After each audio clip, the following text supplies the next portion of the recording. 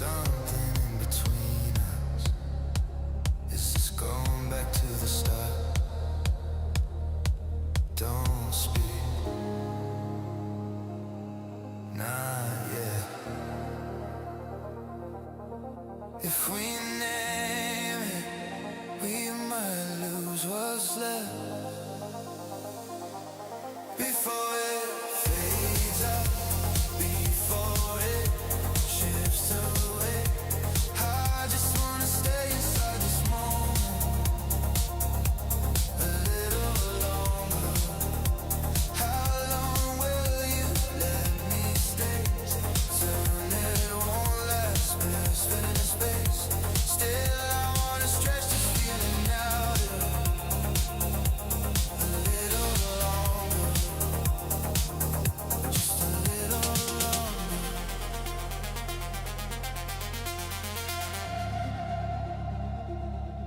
Just tell us more and move out us. If it's ending, don't tell me when. We're right here, somewhere in between what it was, what it's gonna be.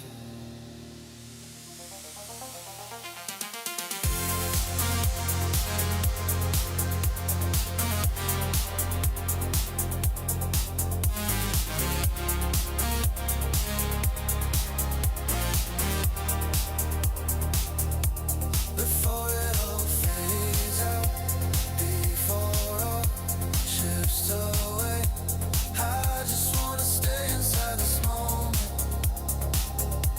a little long. How long know you want these days? I feel it won't last, best in space. Still I wanna stretch this feeling out just a little longer.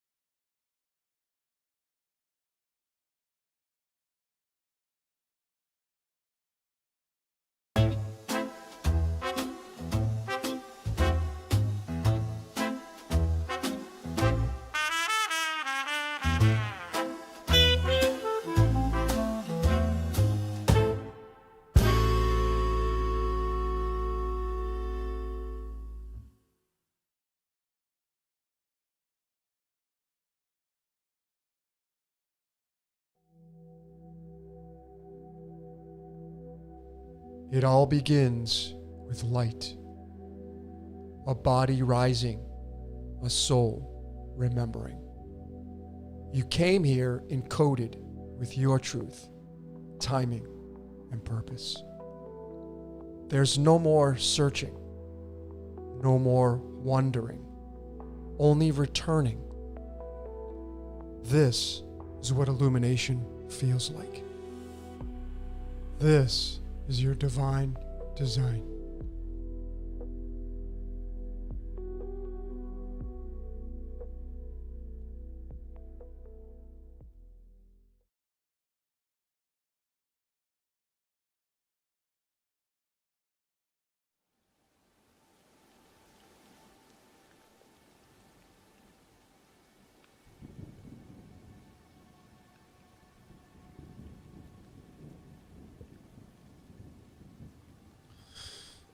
All right, ladies and gentlemen, welcome out to another episode of What's Your Question? We are up to number 121. A lot of hours that I have here. I started doing these back in 2020, 6 years ago. Started doing these sporadically, consistently. But now we're at number 121, and I'm delighted that you're here with all of us. watching this. Maybe you'll be watching this, the recorded version. It doesn't matter when you watch it. I know a lot of you, I get a lot of feedback. A lot of you, this is your favorite thing to listen to. So I greatly appreciate the feedback on that. A lot of you listen to it in the background while you're working or while you're doing something, which is cool. I do a lot of that as well. I listen to my favorite podcasters in the background when I'm doing something, kind of like background noise, and you pick up on things. So anyway, ladies and gentlemen, today's card, 10 of Diamonds, June 7th. The card number 36 in the French Gregorian system. Very powerful card. What are we to do with these cards on the daily? See, if you're willing to look at this system, you start playing with the card of the day, and then I got my book, right?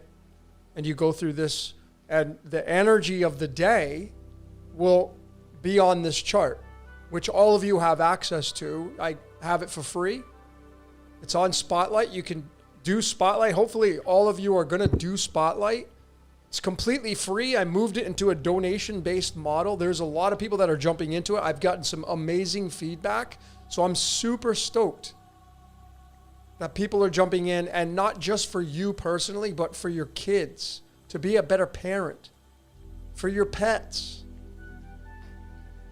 to understand your pets better. Yeah. Your partner. And ladies and gentlemen, I think I'm getting really close. I'm really, really close, if I'm not there already, on how to attract your perfect partner. Well, I shouldn't say perfect. How to attract a partner that is your equal opposite. I'm very, very close with it. And I'll just let you know, just kind of get the cat out of the bag.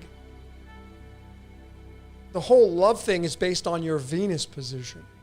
That is not the only position in the card system, but it is one of them, a big one.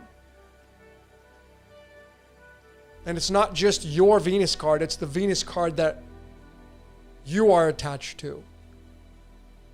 It's the Venus card that's using you. So if you've done Spotlight, you know Venus is 2 slots down from where you're at. Well, instead of going to the left, you go to the right. You start playing with that. And there's a lot more to it than just that, obviously. You got to look at the calendar. You got to look at the love signature. You got to look at the moon position. Because what you're looking to do, especially if you're looking to get into a partnership with somebody, is to know how their love signature is, how their moon emotions are, what their Mars is going to be. So you start to chart, plot, and plan through the Stellarium, through the MasteringTheZodiac.com, through the card system. And I'm really close. I have some really good ideas, and I may be testing it out very soon. I'm already testing it out in my mind.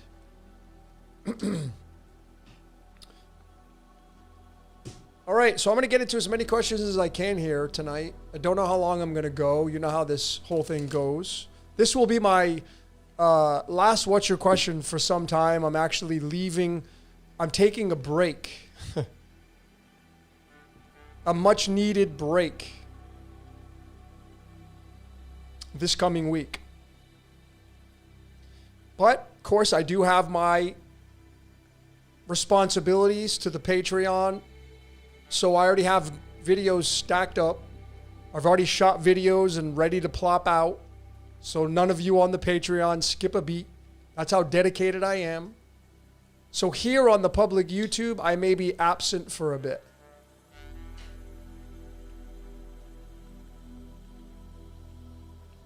just so you know. Just want to be clear. I want to be very transparent. All right, let's get this chat popped out and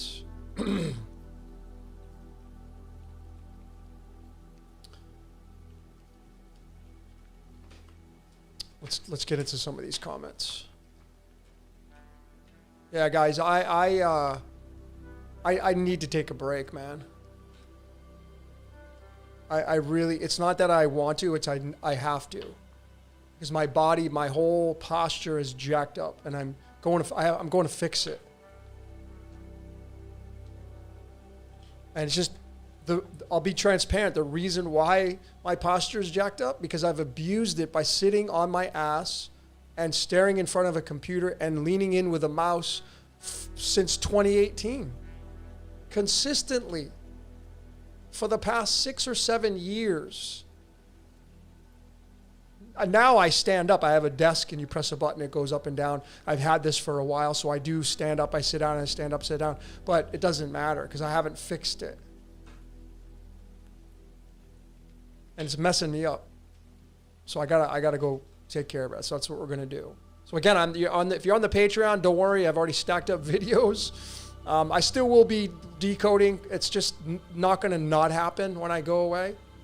I'm still going to pump out content. You'll still see slides come in there, solo slides. You know how I roll in the Patreon. But here on the public YouTube, we're going to take a little bit of a break. So if you're not a member on the Patreon, you can become a free member. I pump out a lot of content, even the free stuff, the precursors to what's coming out. I got some big decodes coming out on the Patreon. I got Halloween decoded. I have the Sun and Moon. I have, it's called 2. I have Beast coming out. I'm going to show you just a sneak peek of that tonight. The theological beast. And I don't know about you, ladies and gentlemen, but man, I have been gifted with so many amazing downloads and connections. They are just flooding in, and now it's just so sharp and crisp and detailed. And of course, I have all this memory programmed, so it makes it easy. So we've released, in the past 2 to 4 weeks, we've released 2 brand new systems, several books, the Spotlight course for free, and we're closing in on 190 videos on the Patreon that you won't find here. I'm almost at 1,000 videos. Can you believe that? I've almost put out, between the Patreon and here, 1,000 videos. It's mind-boggling that I put this much content out. But it's a lot of work, man. I love it though, but it's a lot of work. All right.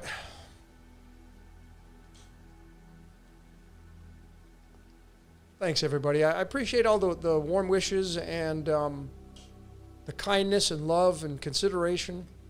Got a great bunch of people in here. A great bunch of like-minded people on the Patreon. Like, if you want to get more like-minded, you jump over there. That's really all the heavy hitter stuff comes in. We got a Telegram group. I'm not on there very much. We got about 800 members in the Telegram group, so that's kind of cool. A lot of great decoders out there, man. A lot of great forensic decoders.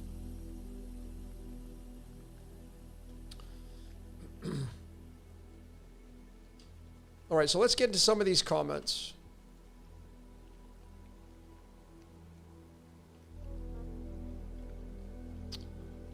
Start off with this one.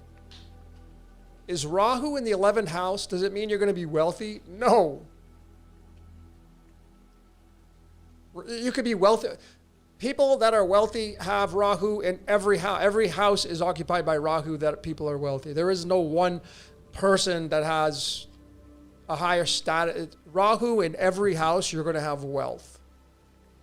That's the versatility of it. Because it's offset by so many other different placements.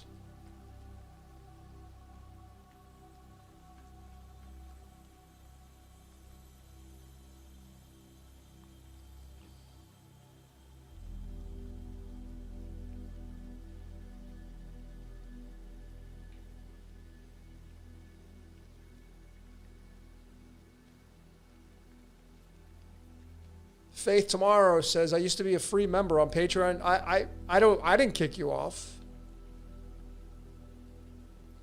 You probably just have to, did it say you got kicked off? I mean, I didn't kick you off, so just have to sign back in.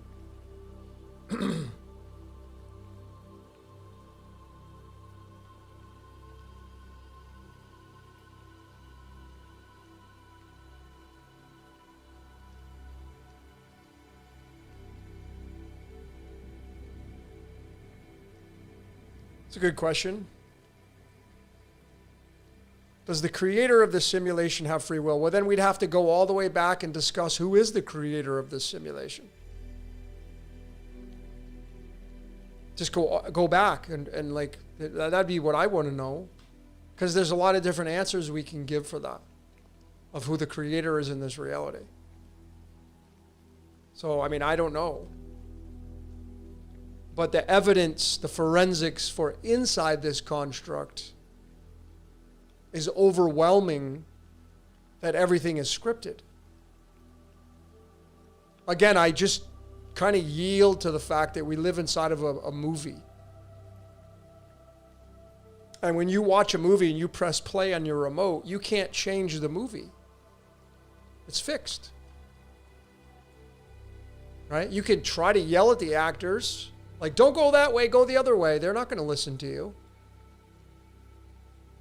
So the evidence really that's come in is that free will is an illusion.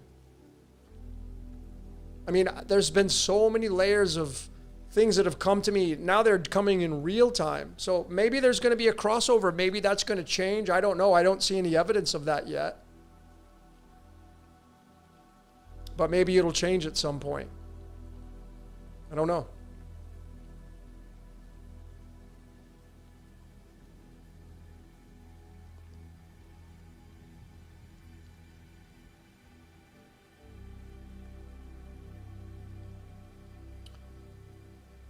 My hair looks really good. Thank you so very much. Kind of keeping it short.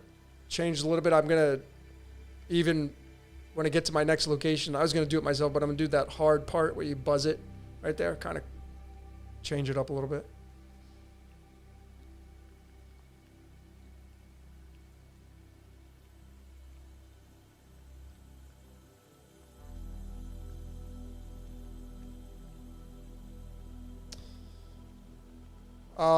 Let's see.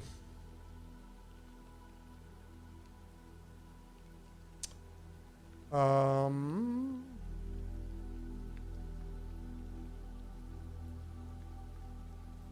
appreciate that. It ain't. I do appreciate that, and I'm recognizing your comment. But I do want to let you know it's not me. It's not me doing this. I don't know what's channeling through me, but I mean, I know that the voice is inside my head and what it prompts me to do. And then, you know, I can literally sit down with a deck of cards and I can have a conversation with it.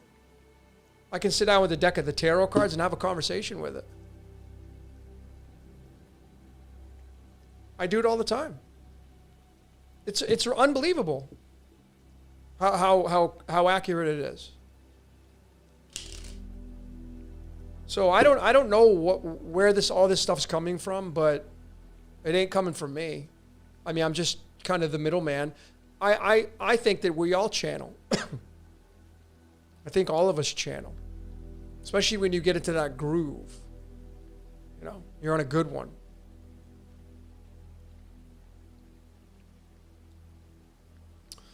What's going on, Alex? Nice to have you here. You've been here for a minute, following this research for a long time. What is your take on verse 18, verses 3? Is that Matthew? Jesus said, what I'm about to tell you is true. You need to change and become like little children. If you don't, you will never enter the kingdom of heaven. What is my take on that?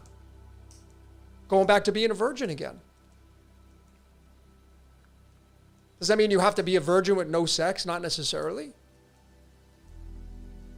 But what do little kids do? Little innocent children, what do they do? Do they hate people? I got haters. I had somebody thumbs down this video before I even went live. I don't get people, man. I don't know how the world's going to change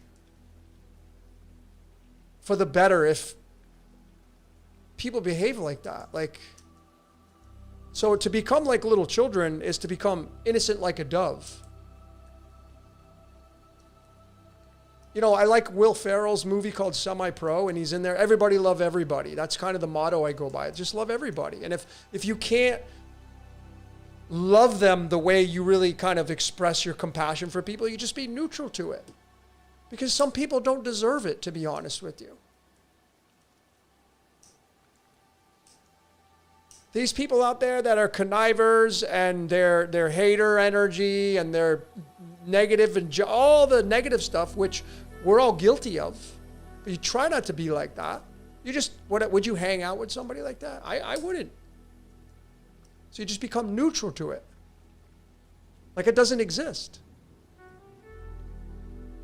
So I personally think this scripture here is talking about going back to innocence, a return to innocence. You know the song by Enigma? A return to innocence. And that means, for me, it's nihilism. Getting rid of all of these truths that you've been bombarded with.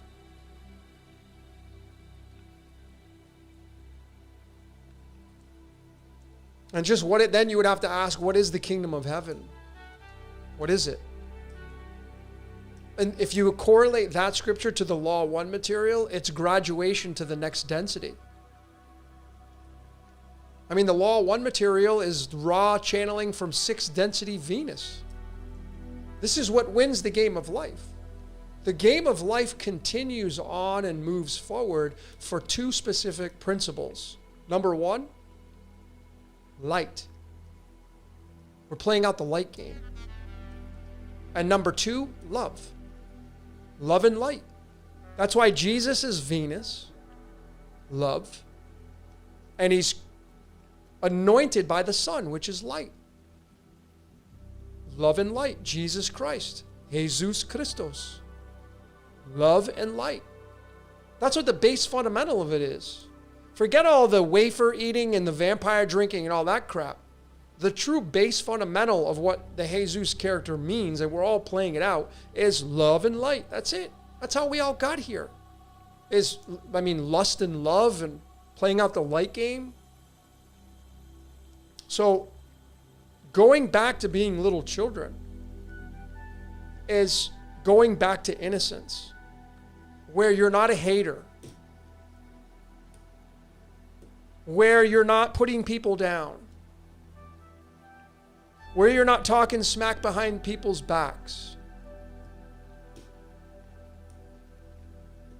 You're doing the good stuff, right? The right-hand path. That's why Jesus said, cast the nets to the right side of the boat, because that's where the sun rises. The sun is the light of the world. So the right eye of Horus is the sun, the left eye is the moon. But you cast the nets to the right side of the boat to catch the fish, because that's the side where the emotions are at. If you take the brain and you correlate that to that scripture of casting your nets to the right side of the boat, it's the right side of the brain, and the right side of the brain controls the emotions and love and all those kinds of things, all the mushy stuff. The left side is the logic and discernment and detective work and precision and all. That's the left side of the brain, the left-hand path. The thinking brain. The right-hand side is the emotional brain. So that's why the whole Jesus character is about love and love everybody. The rawness of that.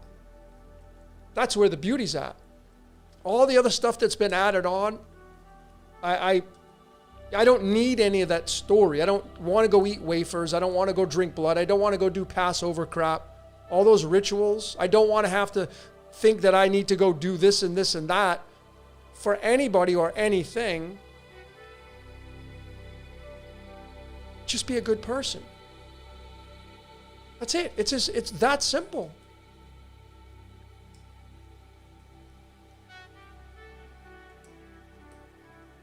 I mean, it's just absurd, really, that God sent himself. If you think Jesus is God, God sent himself to put himself on the cross to die for the sins of the world that he created, or it created. It's really absurd. It's the most absurd story there is. Besides, there are other absurd stories, like Joseph Smith and the gold tablets that have never been found. Or how about Scientology and, Xena or whatever, the alien? I'm not saying these are fact or fiction or right or wrong. I'm just saying it's ridiculous. I mean, I get it. People like to belong to organizations. They like to belong to groups. They like to feel appreciated. They want to be around like-minded people. I'm all for that, man. I've been to the mega churches. I think they're amazing. I think there's amazing people at those places. But when you're getting into all the ritualistic stuff and wearing these costumes and like, it's funny to me.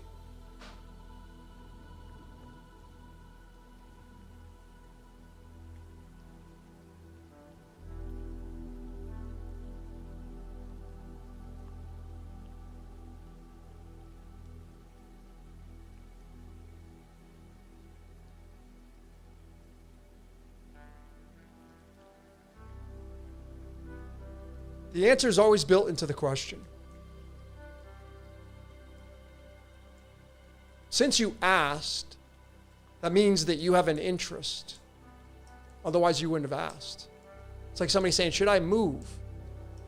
Well, see, you wouldn't have asked unless you downloaded the idea of moving.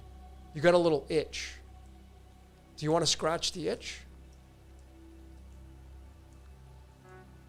So the answer is in the question.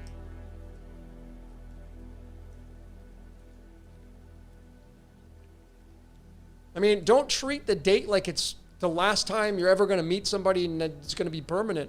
I think that's what people do. I think people, we have this, I should say us, all of us, we are programmed to where it's, you find somebody and you fall in love and you just treat it like it's forever. Because that's the way the emotions are. But then some of you that have been in multiple relationships, you go all the way back to each one. I bet you were thinking, yeah, this is the one. Yep, this time this is the one. This time I'm ready. I've done healing. I've done a couple of years of healing. I've been by myself. This is the one. And then the same thing happens again.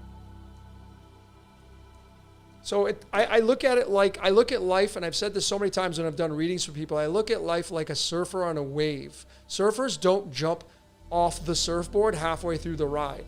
They ride it all the way in as far as they can go. So when you get on a good ride, a wave, you squeeze every drop you can out of it. And if you fall off and have to go paddle back out to find another wave to start over again, then the excitement of paddling back out to get on the next wave, that's where the part of the journey.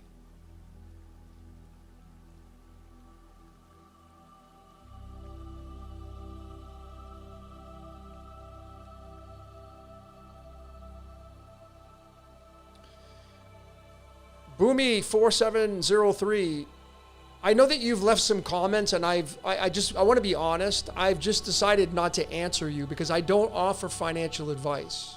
And I know that's what you want. I'm assuming you're asking the question because you have money invested in XRP, right? I'm just assuming that. I could be wrong. But I don't want to give people the idea that I'm some kind of financial analyst. I have my opinion. I placed my opinion on the XRP Decoded, and I think I did say, if I'm wrong, I'm wrong. If I don't get it right, I don't get it right. I'll be honest with you, I don't follow it. I've collected it over the years. I don't look at it go up and down. It's not my thing, because for me, it'll just run you ragged. But a lot of people are traders and all that kind of stuff. That's totally fine. That's not my forte. When I got into crypto, I already made the commitment. I said, if it goes to the moon and I make something with it, great. But if I lose it all, I'm okay with that. The reason why I feel that way is because I'm a creator, just like you. So if it goes south and it goes to zero and it goes nowhere, that's totally fine. I'll just go and create and build something else. I don't have all my eggs in that basket. You know, that's why I think diversification is really important. So when I put out the XRP Decoded, I said, you know, come June, I think something's going to happen. And obviously something has happened. It's gone, it's tanked. So I don't have all the answers, man. This is the crypto game is not my forte. I'm a forensic decoder. I have my opinions. Some of my opinions that I don't share publicly. I keep them to myself. I share a lot with everybody here, but there's some things I don't share. You know? Like some of my private stuff in my life, I just don't share it. I'd rather be just behind the closed doors. So I don't know what's going to happen with it. I really, really don't.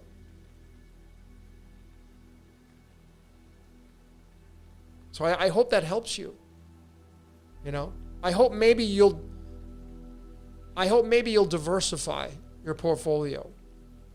I hope maybe you can get into the space of like, if it goes to zero, I don't care. See, if you can get into that space, you're completely free.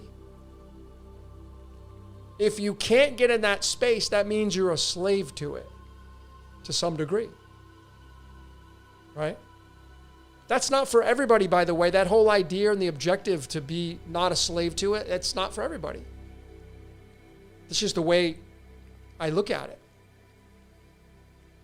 You know?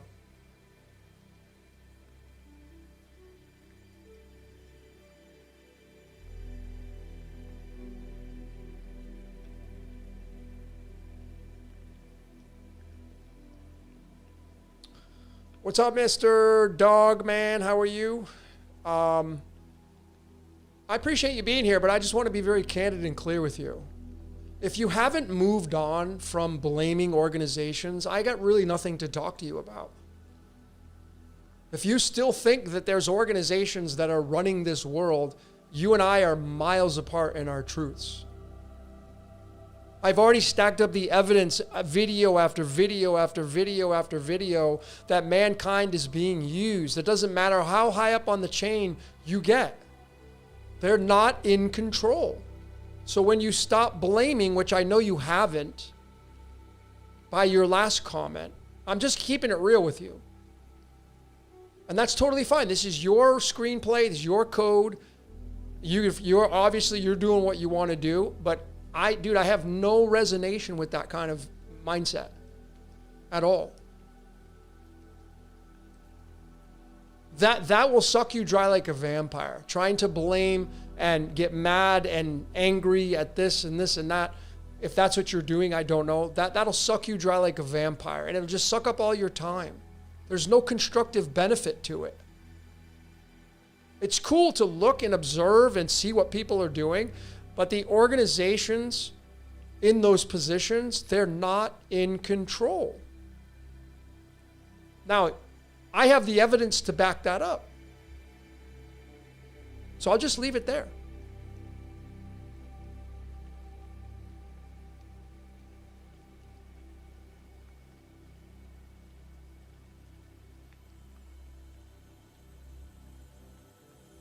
We got Christine from the great state of Washington in the house. Christine, I hope you're doing well. Are you back home yet? Pamela, number 5, give her some love. She's the great moderator here. There's 5 versions of her. We get version number 5. Oh yeah, thanks, Christy. Xenu in Scientology. It's a really fascinating. I like people actually. Oh, I don't want to talk smack about it.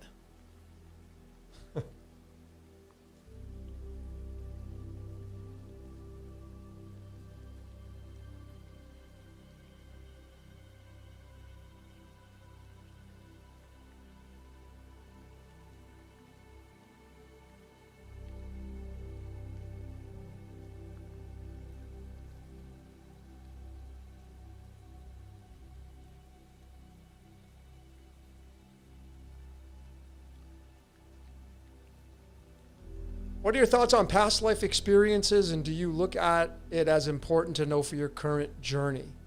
I haven't really studied past life stuff. Like I've done one session with a friend of mine, but I would have to do multiple. So I'm very ignorant. I'm very inexperienced in those areas of life. For me, the most important part of life is right. It's always the now moment.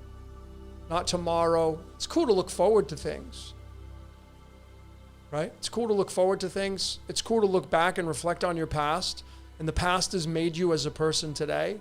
But I think the now moment is most important. We can look at an astrological chart and take a look at K2 and Rahu.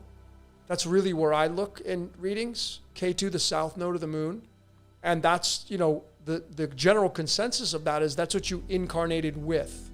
So the idea with your K2 placement is where you come into this reality, or what you come into this reality with, like baggage, not in a bad way.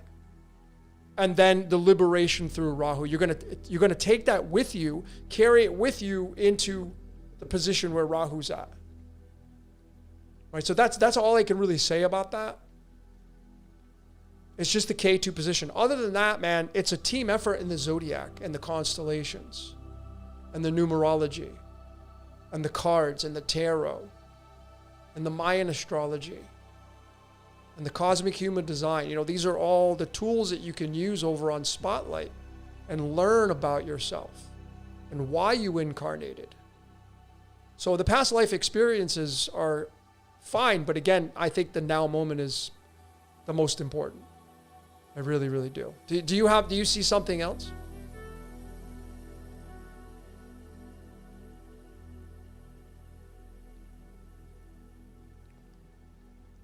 Yeah, good reminder, Jason Wade Lewis. Jordan and I did this podcast a while ago, The Day That Never Comes. The song by Metallica comes to my mind, but we did talk for several hours on that. Like, it's great to have hopes and wishes and dreams and fantasies, and it's great to do vision boards. But the big key is not having the expectations on them. Because expectations are really what gets you emotionally distraught when they don't happen, for a lot of you.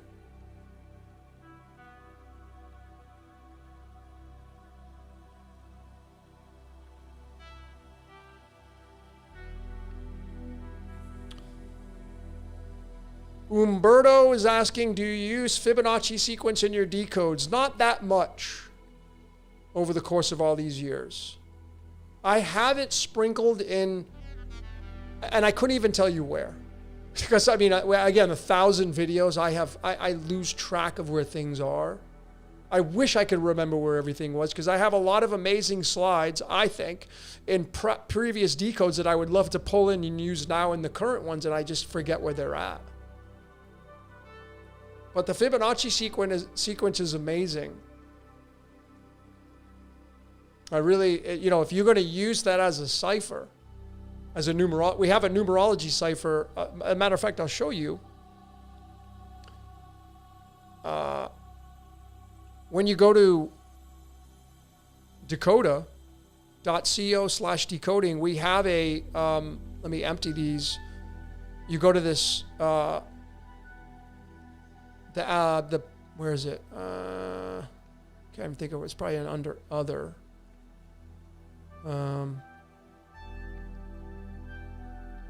Where's the damn Fibonacci? Oh, there it is. So we have the Fibonacci cipher that we created. Follows the Fibonacci spiral, which is amazing. I like to study the letters that are attached to these numbers, because some of these numbers are prime. Some of these numbers are, 144 is a big number, as you know. It's tied to the letter L. L starts with the letter light. 55 is another huge number tied to the sun. 13 is a very, very big number. So these are very important to look at just from a singularity perspective. And then we do have the reduction of it as well, where you get it into the single digits where they reduce all the way down. So we've had this up for a while. So our website has more ciphers than any other website out there today. Nobody has any more. We have the most. So, and they're all free. There's no memberships here. They're all free. My course is free. Our course is free. This is free. It's donation based. Yeah, we love getting our donations. Thank you so very much. It keeps the lights on. But we move this into free. This is the best system you can use online. I know I'm being biased, but there's no other system like it. Then we got this for free. So we've moved all of our stuff, for the most part, free. Everybody loves free. There's a disadvantage to free, though, but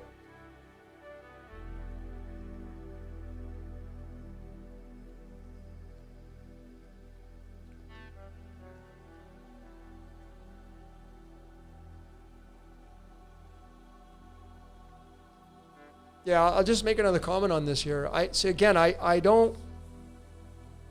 am very ignorant in cryptocurrency. Like, I'm not a day trader. I don't watch it every day. I check it maybe, I don't know. If I had to average it out over the past year, I've probably checked it once every 3 to 4 weeks. Seriously, like, it doesn't matter to me. Yes, it would be great if it goes to $10 a share or $10 a coin. It would be amazing. And I have my dreams of what I'll do if it does. But if it doesn't, it doesn't. It might not go anywhere. It may just tank down to nothing and crypto goes completely belly up. I don't know. You know, here in Mexico is interesting because they're not embracing crypto. They are creating their own digital cash system.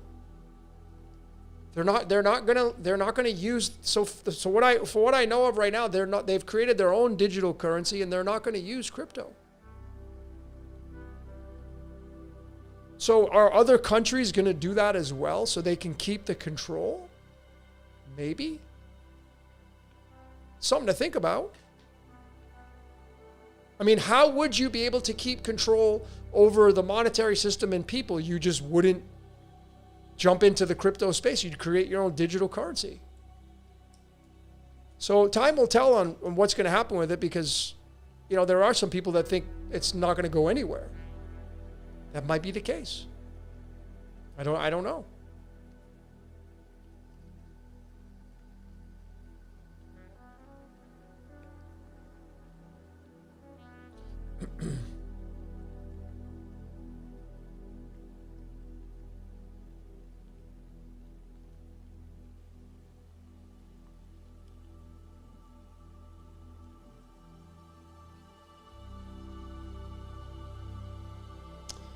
Milton Gomez, how you doing, my friend? Thanks for all your support. I know you're on the Patreon. I see your name over there. If this is the same one, I would imagine you're the only Milton I know. Cool name, by the way. I like original names. Milton's an original name, I think. I don't really know. I don't think I know anybody else that's Milton, so pretty cool name. What is the importance of being born on a specific day like Thursday? Well, every day is important. It's strung together, right? Sunday through Saturday, or Monday through Sunday, or however you look at it. And these, to me, are very not as significant as a lot of other layers in the code, like astrology, numerology, all that kind of stuff. You know, like Thursday would be Thor's day. You could look at where your Jupiter's at, but that doesn't mean that it's going to be your ruler. I mean, I was born on a Sunday. I've always loved the sun. I've always been a sun worshiper. I've always laid out in the sun when I could. My logo, I tattooed on my head, it's the sun. Reminds me that life is a joke. It's not real. This reality is not, it can't be real, this reality. It can't be real. It just can't. That's my final answer, folks. This reality it's not real. That's why all this crazy stuff happens. So every day is important. Every day is important, but what's most important is you. You are all of you here listening to this. You, and I've said this so many times, I'm going to say it again. You, out of all 8 billion people, you are at the top. Like if I grab a pyramid here, see this pyramid? Where this finger is right here? You're at the top of that. I know you may not think that. Because what you normally do, some of you normally do, is you compare yourself to the outside world on what you have versus what the world has. And a lot of you get depressed or make yourself have anxiety or you get stressed out or you go into fight or flight just by thinking that way. And I get it. I don't understand your situation. And I don't. But I'm going to tell you that when you start thinking that you're the top of the pyramid, shit changes. Because then you'll be looking at your life, like, why am I spending time doing that now? A lot of what people do these days They feed other people's realities. Bob Proctor did the best job describing being a star in the show off of his Born Rich. A lot of what I do has been inspired by what he did.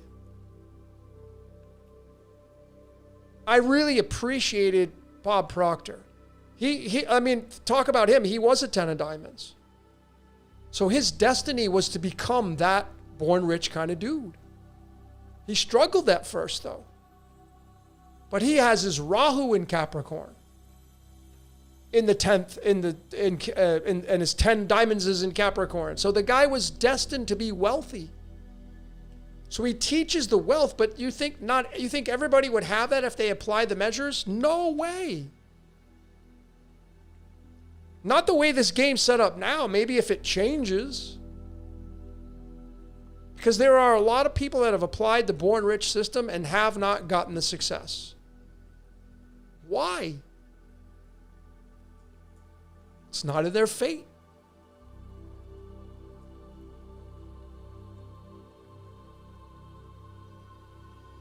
So Bob Proctor says, or he did say, he said, this is not a practice run. As far as we know, that you get one shot at it. He was very passionate about his delivery on that. As far as we know, we only get one shot at it, man. This is not a practice run, so what are you going to do about it? A lot of people treat this reality like,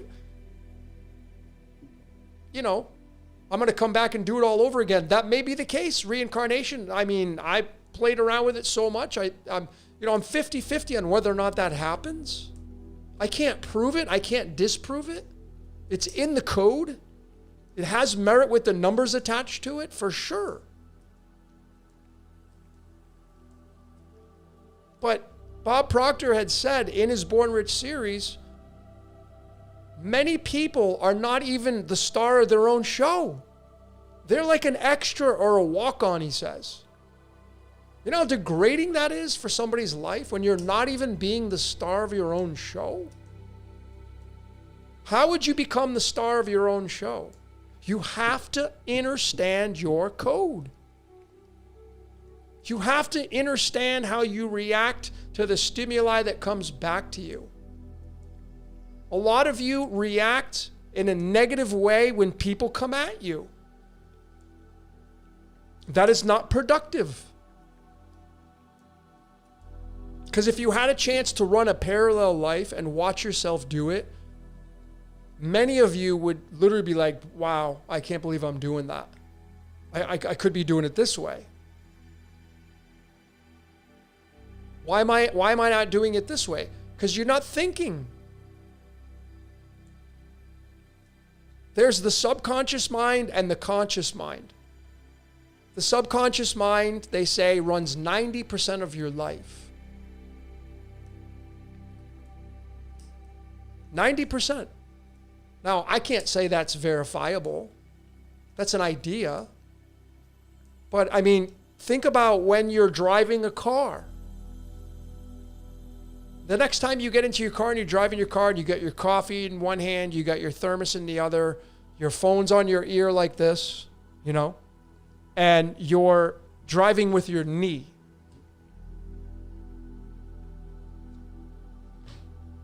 What the heck, my phone?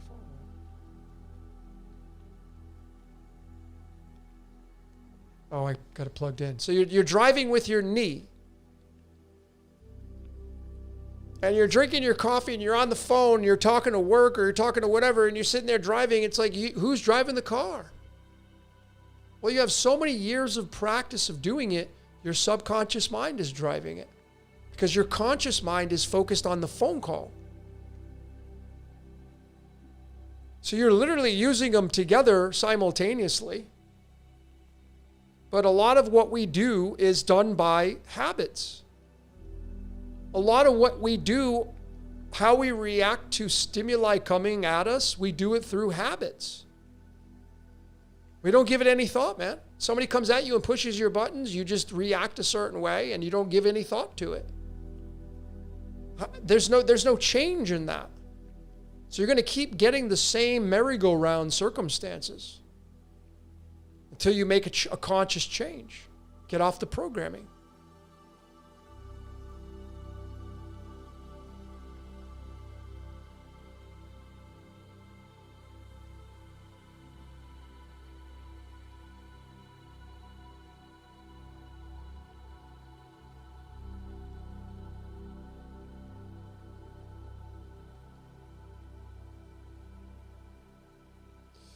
I'm not sure if you're asking me this, Milton. Why do the totem with 10 animals?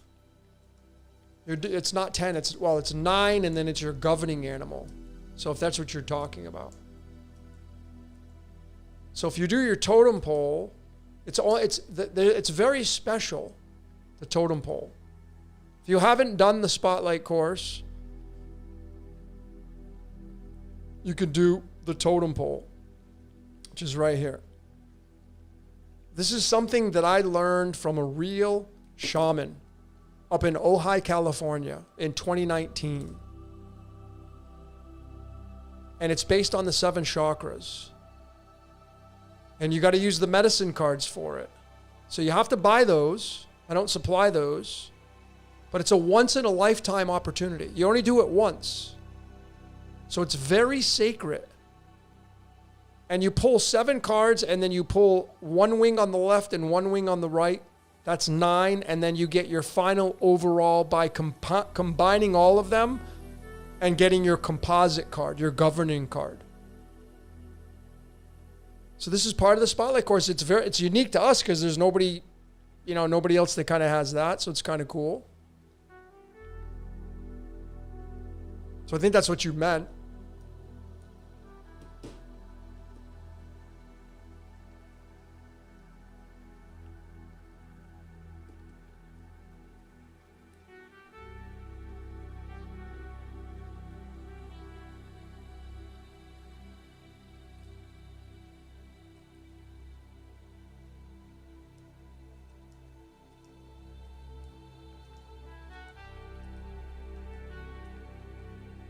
Thanks everybody for being here, going through your comments.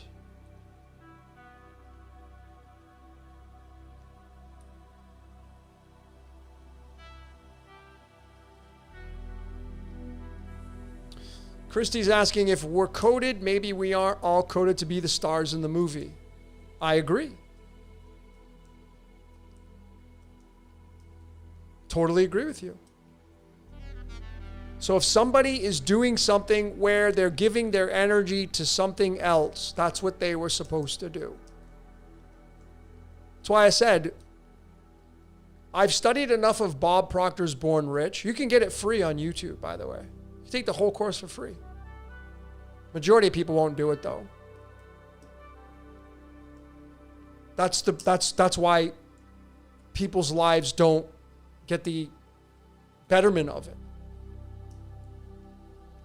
Because you have access to the Born Rich. Everybody has access to Born Rich.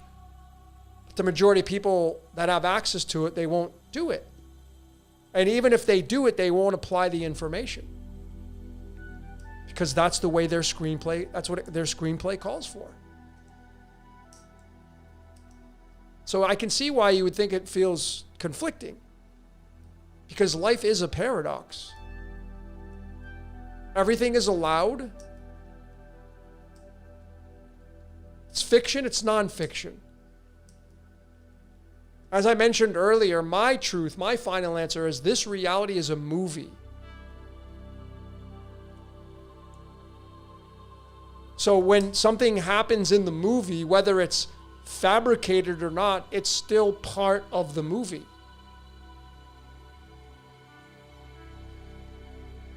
When you watch a movie or a show on your telly, some of you are going to do that tonight.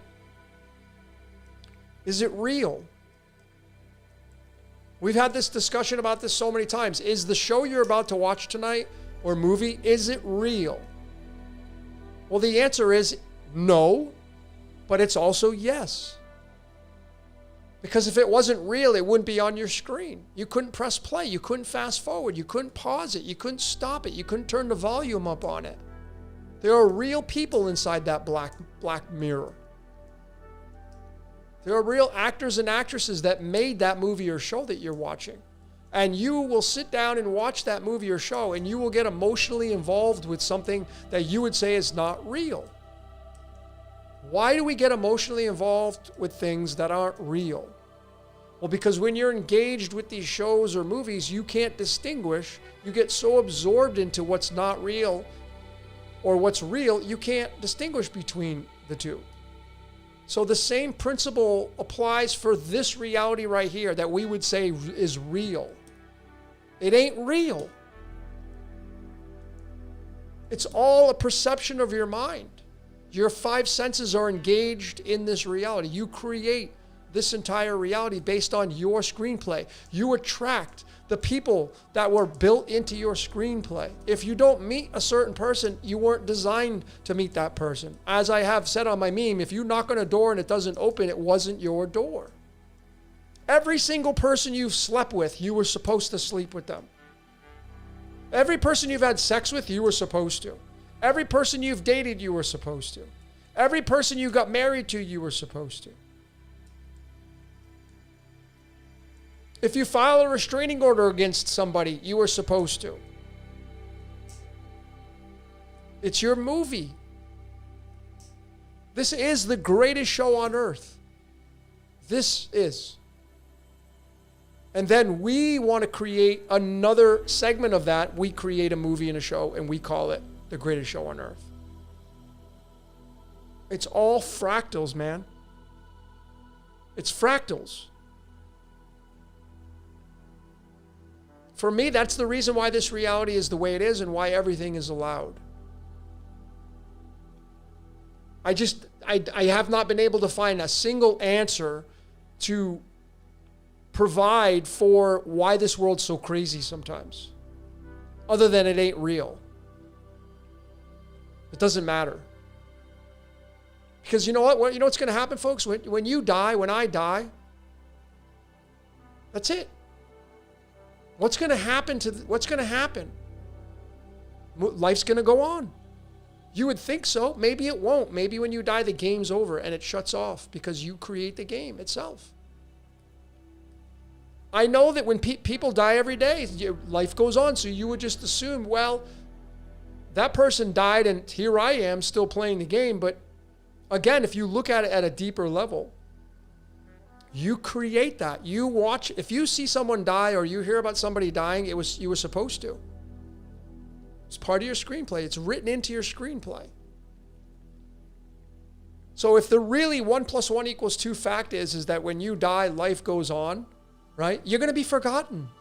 100 years from now, when you die and 100 years passes on, even if you do something big, it's just going to get washed over. That's why life it's meaningless. It's meaningful, but it's meaningless. It's meaningful right now. Life is so meaningful right now. I'm super grateful for life. When I wake up, I'm a gratitude junkie. I'm constantly giving gratitude to everything around me throughout the course of my day. But it's meaningless. There's no meaning to it. Because 100 years from now, you're going to be long gone. You and I are going to be long gone, and we're going to be forgotten. And even if you created something, it's going to be superseded by something else. But it's not going to stop you from leaving your legacy behind. I mean, can you tell me who was the person who invented the cassette tape? Who invented records? Who invented compact discs? They're dead now. And they're being replaced by an operating system that keeps updating. Because we're not going back to, I wouldn't think, we're not going back to using cassette tapes anymore. They take up too much space, too much material. It's too easy to break them. No, they're being replaced by an operating system that's been updated, and now it's digital where it doesn't take up any room at all. So the person who invented cassette tapes, who I don't even know who that is, has been long since forgotten. unless it's somebody that's close to them and maybe they talk about, hey, my uncle, man, he was the guy who invented the cassette tape. We don't use cassette tapes anymore. Who cares? People want to keep up with the Joneses. They want the new things. That's why many of you rush out to get your new cell phones right away. The average person trades in. I used to sell cars. I know these statistics. The average person trades in their car every 3 years. That's why they made leases.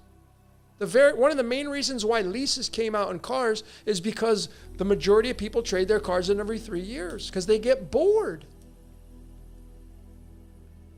People get bored. We get bored. Things get outdated. So every single day is an operating system update. And these ages in astrology, what we move through, they work the same way as your phone. Your phone, some of you have maybe a little notification where the phone says, hey, we got to update your operating system. Well, that's what the astrological ages do. They update the operating system. And you got to live through that operating system for however long it is. And if we're going to look at the astrological ages, we look to the age of Pisces, we look to the age of Aries, maybe all the way back to the Bronze Age, maybe the age of Gemini, maybe was the Silver Age, I don't know. But there are historical evidence, there is historical evidence from the Bronze Age.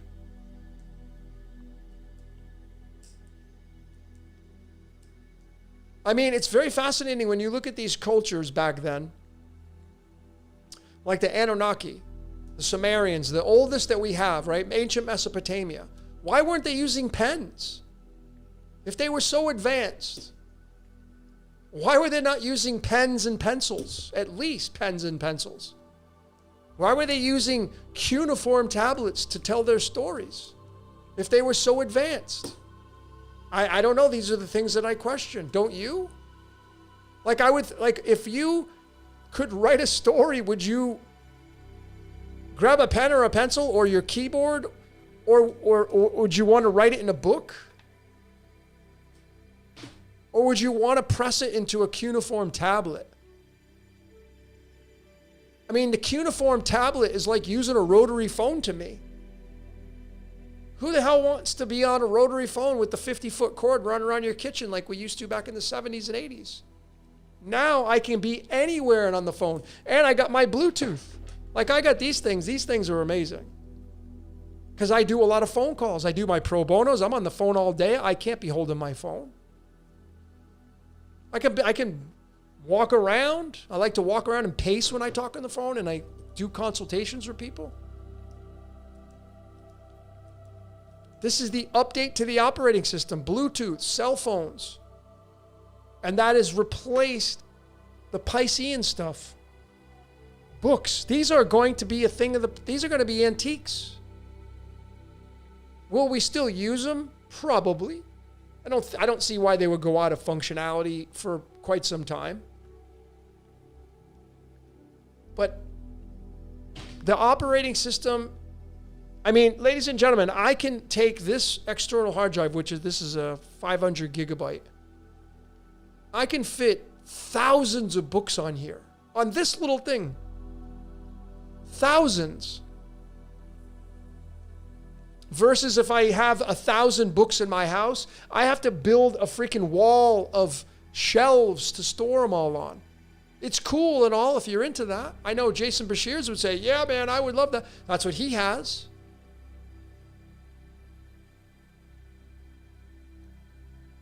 But the operating system, I don't know how we would be going backwards for the updates, because the updates in the operating system now, we're going digital. We're compressing. Things are speeding up. Things are becoming instant. Once we get to a higher state of internet space and all that kind of stuff, people will be downloaded stuff. It'll be just like this, bam. You don't have to wait for connections. And that's what people are going to get used to. They will conform. Like, could you see yourself going back to AOL dial-up right now? I wouldn't have any hair left, honestly.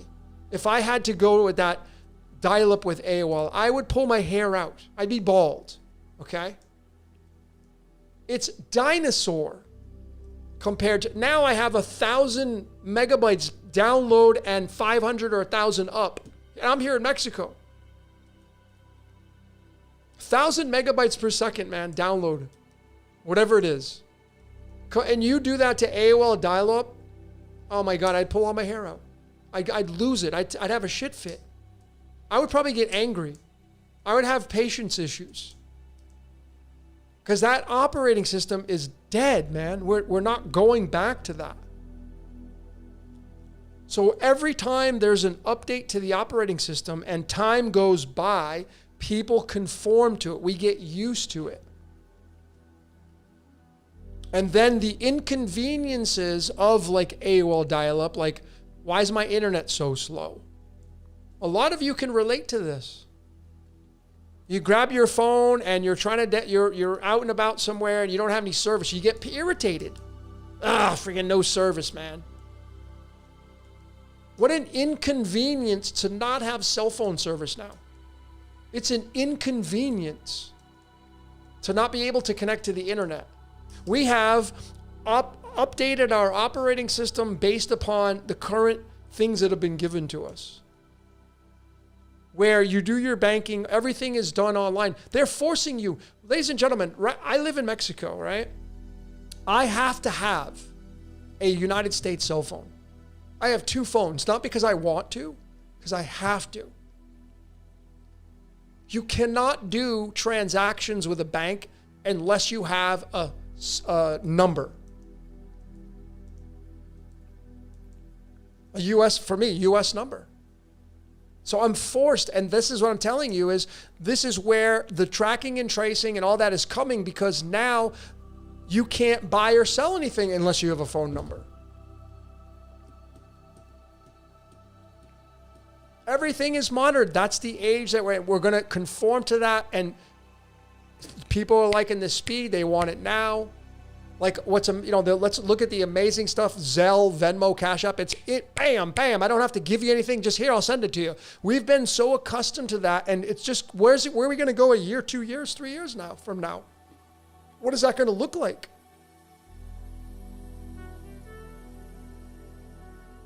So the updates to these operating system, the operating system of life, goes by accordance with seemingly the age of astrology that we're in. And do we still have Piscean energy here? Yeah, I don't think it's just like a switch where we turn it off and on. I still see Piscean stuff in this reality. You know, I'm still a fan of that. You would say the Piscean stuff is old school now. So I'm a fan of some old school stuff. We still have carburetor engines. We still, the cars that are pre-2012, I think, you know, like those cars are different than the ones now being made, because the ones being made now are literally all electric or all controlled by a motherboard or computer. And once all of the cars that don't have all that kind of stuff get phased out, man, there's no going back. It's not like, yeah, you could maybe create one, or you could hold on to one. But I'm just saying, the majority of people, if you don't collect cars or you don't have a garage with 10 cars, some people are car collectors. But I'm saying is the majority of people that use a car to go back and forth to work and they do it, you're just going to keep up with the operating systems and the update and the update and the update. That's what you're going to do.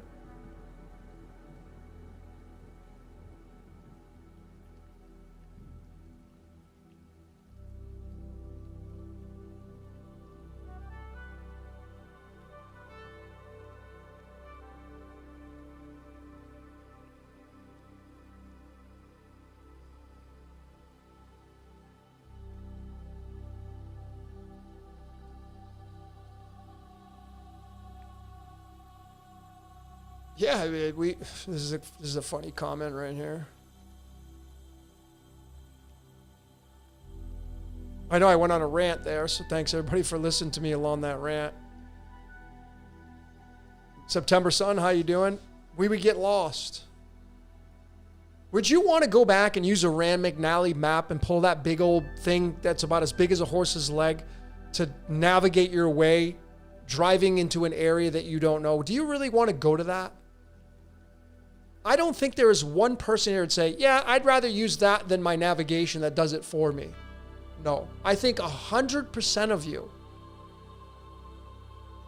would choose the Google navigation on your phone that you plug in an address, you hit directions, you hit start, and it talks to you and tells you which way to go.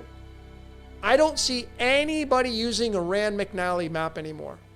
And I don't think any of you would ever choose that to navigate your way to an address in an area you've never been to before. I would bet my life on it you wouldn't do it. Nobody here would. Because it's an inconvenience now. It's an inconvenience. What is convenient by having the navigation?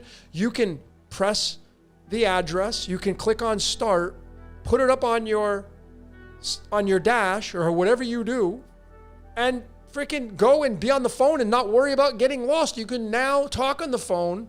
Remember the day when you had to be like, hey, I gotta let you go, I gotta pay attention, I don't know where the hell I'm at? Imagine you had to use a Rand McNally map now and you're on the phone. You're like, hey, I gotta let you go. And you're pulling the map out and you're putting it on the freaking hood of the car and you're trying to find out where you're at. Like, that takes too much time now. We have updated our operating systems based on fast, conveniency, quick. Gotta get there. That's why life is speeding up. That's why you're feeling life speeding up, because we have removed ourselves from the old school ways of pulling out a map and slowing down and waiting. There's no waiting anymore. Back in the day, when I would be in the car driving with my family and a song comes on the radio, back in the 1980s, we'll use that example. A song comes on the radio and it's new. And you catch it after they tell you who the artist is. Oh my God, this is a cool song. Who sings it? I don't know. Hey, who do you know who sings it? I don't know who sings it. Can't find out. What do you do now? You press Shazam and it tells you in seconds, or you look it up on the internet. This is what we're used to now, the operating system. We're getting away from having to wait. People don't want to wait anymore. I should say, we all don't want to wait anymore. We have been programmed by way of the operating system that's been coming into this reality of, I don't want to wait anymore. I want speed. I want efficiency. I got shit to do. I got to go cook at home. My show's coming on. I got to get home and watch my show. This traffic is bullshit. So how is traffic going to be a thing of the past? Flying cars. Or a lot of you just won't have to go in the office anymore. You can work remotely. Speeding it up. It's speeding it up. It's speeding it up. That is the new operating system.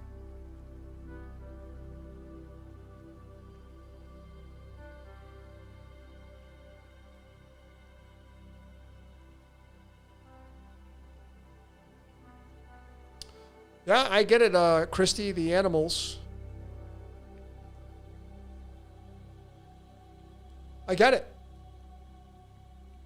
I think there's a ton of wildlife left. I mean, there's so much land mass in the world that there's more land mass available. If you compare livability, I would think, and I could be wrong, but I would think that there's more land mass that hasn't been touched yet versus landmass that has been infiltrated. I mean, I'm here in Mexico and I look when I'm flying in and there's so much area that has never been touched. So there's concentrations of it. But I think that there's a lot of areas in the world that hasn't been touched. And I think there's more of that than there has been touched. But I hear you. I mean, the animals get displaced, insects get displaced, living organisms get displaced. But that's what happens when you got to find a place to live.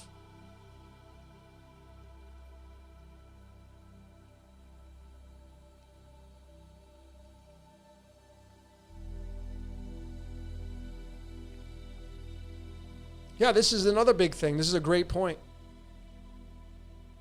One of the advantages of the updates of these operating systems that we're getting is that it's harder and harder for crimes to be committed. This is why we've been talking about this for the longest time. I didn't originate this, but the whole Minority Report. Like I told you, it's like in order to do banking, it's like if you want to buy something, they're going to notify you. You have to press yes. You have to call them back to verify. Like they don't want the fraud. So how do you prevent that? You have all these steps in process, these verifications. What's going to end up happening is they're going to want to verify your eyeballs, the irises, or your face. To do a transaction, you're going to have to probably do recognition on your face. That will obviously prevent crime. So there's always a yin-yang, positive, negative with that, because then, obviously it's like, I remember when the scanners in the airport, people, I'm not going through that thing. I'm not going to go put my hands up like this. I'm not doing that. Well, pretty soon I would imagine you won't have a choice, because if you don't want to put your hands up and go through the buzzer, man, you're not flying. So you're going to have to make alternative plans. And again, it comes down to convenience. I want to get there quick. I don't want to drive 10 hours. I want to take a flight for 2 hours and get there.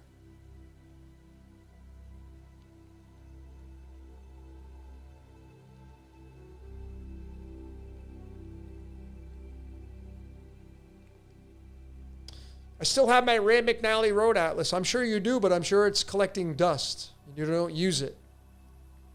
It's an inconvenience. It's an antique.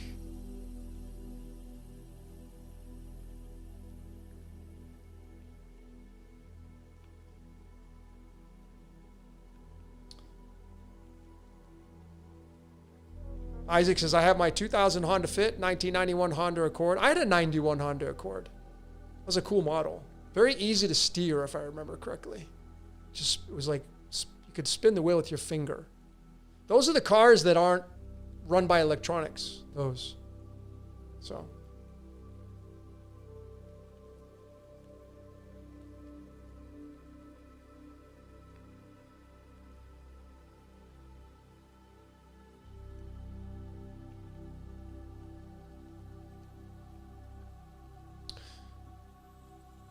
Appreciate the comment, DJ Sismos. I'll be honest, man. I don't follow. I haven't, and I have no interest in Jeffrey Epstein, because it's just a big distraction. That doesn't. It's like it. When you pay attention to something, it becomes part of you, right? And it's inevitable that you're going to pay attention to something. So it's very diverse, but I just haven't had any interest. I have somebody made a comment on there that it's a construct, it's not real. How are you to prove that? How are you to prove that guy's not real? It's an opinion you have. So is he real? Well, there's tons of pictures, videos. But it's a distraction. The whole thing is a distraction. It's drama, and it's designed to distract you. So when you remove the distraction, the time that you would spend on that, what would you spend your time on? And as far as the UFO files, I mean, I've covered myself with me and Jason Bashir, we've done, let's talk about the underground aliens, the last podcast I did with him. I've done the S4, Bob Lazar. I've got on the Patreon, I have 2 presentations you won't find here on the YouTube on talking about underground aliens and the potential of them making human beings. They're theories. There's code that backs it up, though. But why now? That's the big question. Why are the files coming out now? Why did they come out 5 years ago? We've all known about it 5 years ago. The stories haven't changed, right? 10 years ago? Have the stories changed between now and 10 years ago? No. There's people that have documented saucers in the sky. Area 51's been there 10 years ago. So why not 10 years ago? Well, one of the main reasons why I would think is the age of Aquarius versus the age of Pisces. If you watched my Bob Lazar S4, I clearly pointed out, just following what his narration was that number 41. You got to connect it to certain things. So time will tell on that. Time will tell on the UFO files, but the Epstein stuff I could give a shit less. I mean, the guy doesn't know me. Whether he's alive or not, he doesn't know me. Why am I going to be paying attention? Why am I going to invest any energy into your life? Decoding is one thing, but I don't talk about it. I don't think about it. It's a big distraction.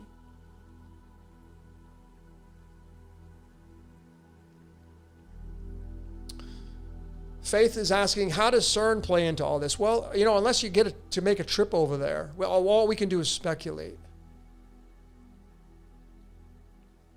I don't know anything about CERN, do you? All I know is they have a large Hadron Collider over there. I don't have the slightest idea of how it really works. I know they smash particles together, but I'm not a physicist. I'm sure I could learn, just like you could. It would be cool to go over there and given a tour and spend 6 months as an intern. Then you could really make a determination on what they're doing over there. But right now, it's all surface level stuff, and it's what you read. And as we know, the challenge with things that we read is some of these things are fabricated. That's why, for me anyway, I have a problem with history. The problem I have is that there is fabrication in history. So when you swear up and down something really happened, it could have been fabricated, and it didn't really happen. But again, it's a paradox. So at the end of the day, it doesn't matter if it really happened or it didn't happen, because it's still making a wave through this reality that we call life. Right? This is like self-fulfilling prophecies. If I create something, if I create a story, people do this all the time.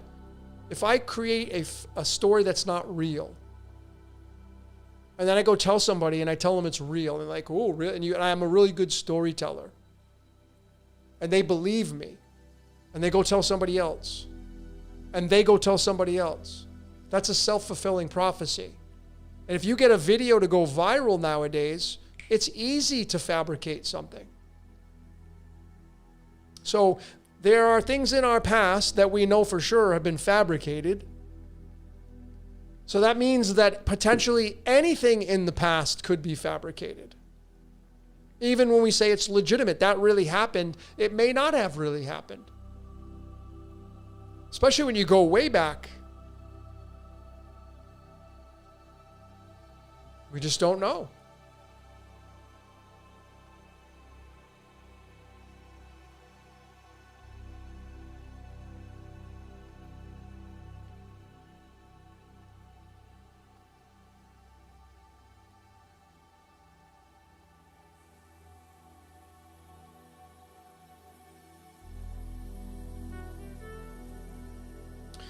Joe, I'll put this comment up.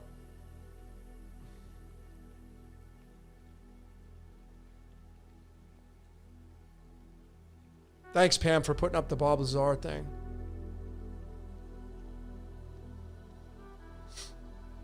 Joe's asking, when does Pluto enter Aquarius? Well, I'm glad you asked. Let's look to astronomy. Take a peek so you can see for yourself. We'll go to Stellarium. Get the settings open.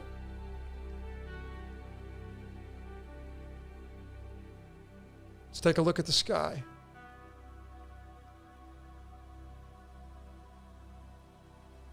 Let's put in Pluto.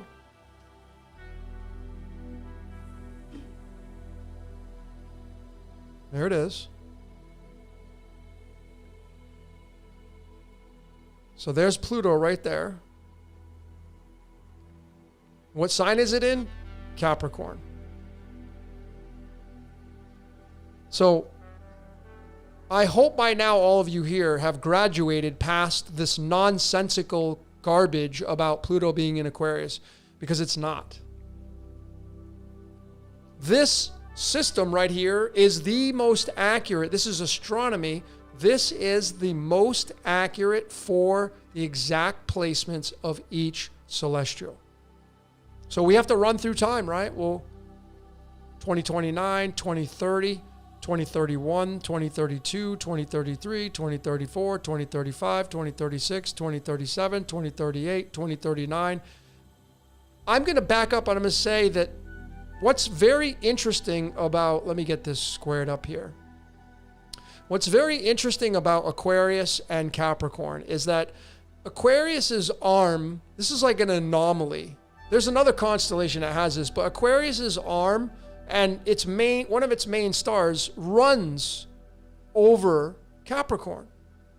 So I think this is why Saturn is co-ruler of Aquarius, because Kronos runs Capricorn. So it's very possible that we don't have to wait till 2040, 2039. It might hit and start energizing around 2034, 2030, maybe even 2033 to get this arm of Aquarius. But if you're going by the IAU lines, which are the lines that I think are just really arbitrary, you'd have to go to about 2039. It's going to be still in Capricorn there. See, it's right there. But who draws these lines? I don't draw them. I mean, they're imaginary lines. They're boundary lines. So, but I think Hades will start to affect Aquarius in 2034, maybe. Even 2033. And then it will do what its job is on Aquarius. So you could have a disruption to the circuitry when this comes through. This is why right now, 2026, why we're having so much justice and things being brought to light and the removal of things that are no longer, the Capricorn's an earth sign. This is why there's this big oil thing. Earth. Pluto is the underworld. That's where the oil is. It's in Capricorn. So this is the true sky, folks. This is the accurate measurement of the sky. Not some two-dimensional chart that somebody says, oh yeah, Pluto's in Aquarius. No, it is not. This is a 1 + 1 = 2 fact right here. This is not my opinion. If you go get your telescope out, you'll measure it and it will measure up very, very, very close.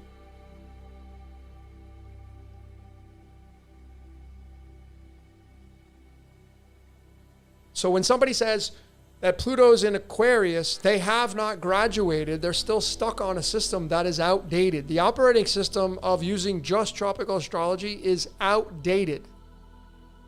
Doesn't mean that it doesn't work, because these are systems of magic. Like when somebody uses a system of magic, they put a blanket of magic around the things that they're talking about. And you're moving and shaping that magic, and you have a lot of people that follow the tropical system, so they're all magic makers. But if you want to get the precision and the accuracy, if you want to really look up at the sky and say, where's the moon right now? Well, where is the moon right now? If we go back to the stellarium, we type in the moon.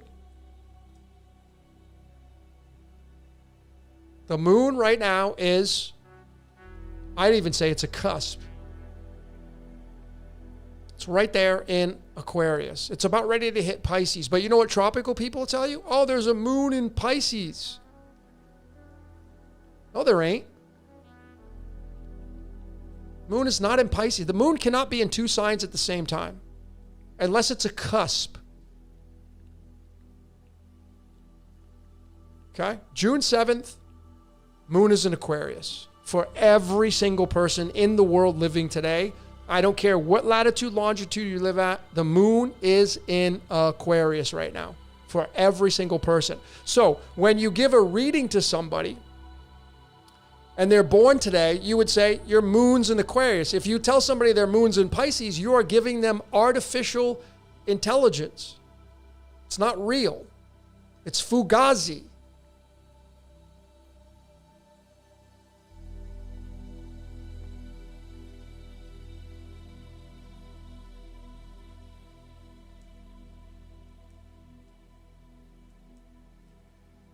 Dr. Danny, what's up, man? Look up. That's her tagline. Look up. I mean, one of the best investments you can do is buy a telescope. And then you would see for yourself. But again, why do people follow these systems of magic? Because they have all their time and energy invested in them. And they're not willing to give that up. So I get it. I totally understand why people do not want to walk away from the systems of magic they've been using for so long. Then you get these people say, yeah, I know, but this works. And listen, man, I'm not here to tell you that system of magic doesn't have predictability. All you're doing with tropicals, you're moving it everything shifts 23 degrees forward. So everything on that system of magic, you use that for your predictions. So it works. But if we're going to say, is the moon in Aquarius right now or Pisces? I just showed you where it's at. So I don't care what system of magic you use. If we're going to say, where's the moon for everybody, it is in Aquarius right now for everybody. It is not in the sign of Pisces.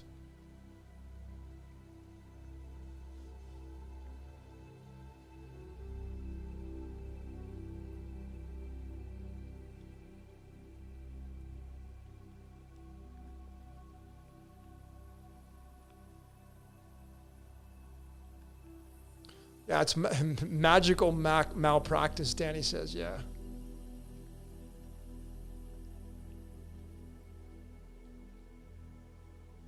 And ladies and gentlemen, I'll be the first honest. I'm an asshole when it comes to this sometimes. Yeah, because I get heat for this stuff, man. I've gotten my share of heat from people you know who pushes up against me? I get my heat, and I'm not here to debate anybody. I just let the results do the talking. I don't need to go bash anybody. I don't have to call anybody names. I don't have to get my little self all bitter. I don't have to be a hothead. I don't have to try to be bigger or better or badder or louder than somebody. Because the truth is in the sky, man. I don't even have to say anything. So I am an asshole sometimes when it comes. I'm very passionate about my work and my research because I'm a researcher of precision. I'm not somebody who wants to get close. I want to get it as exact as I can, and I would imagine that you do too.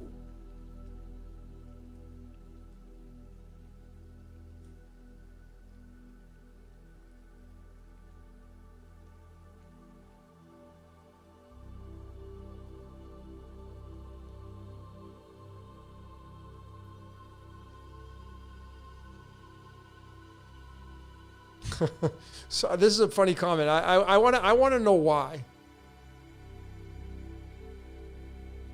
Why?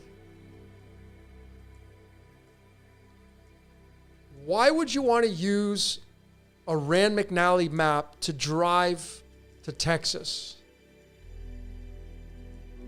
I mean, you have a cell phone that you're on right now watching this presentation, or at least a computer. So I know you have the technology. Maybe it's just fun for you. I don't know. But I'd be curious as to why you would, unless that's a joke. Maybe that's a joke. Hey, more power to you if that's what you want to do, but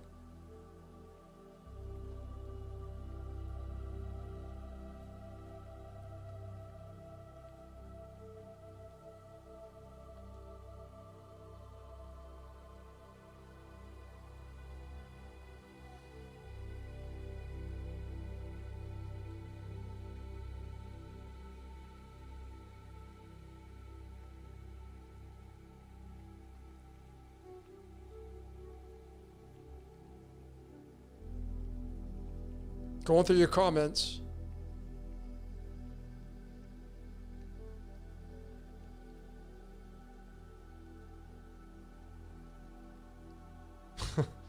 Yeah.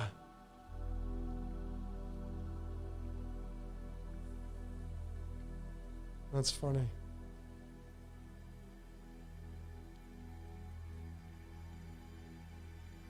Oh, so Faith doesn't want me to jump into this.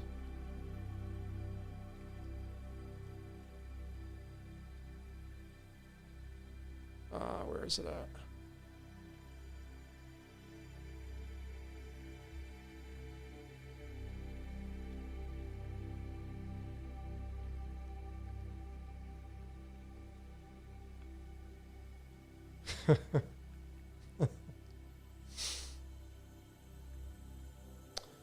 I'll spend very little time on this. All that matters is what you want to put your focus on. Essentially, the paradox is that life is a distraction. The whole entire life as we know it is a distraction. Your whole life is a distraction. It's designed to absorb energy, to take energy.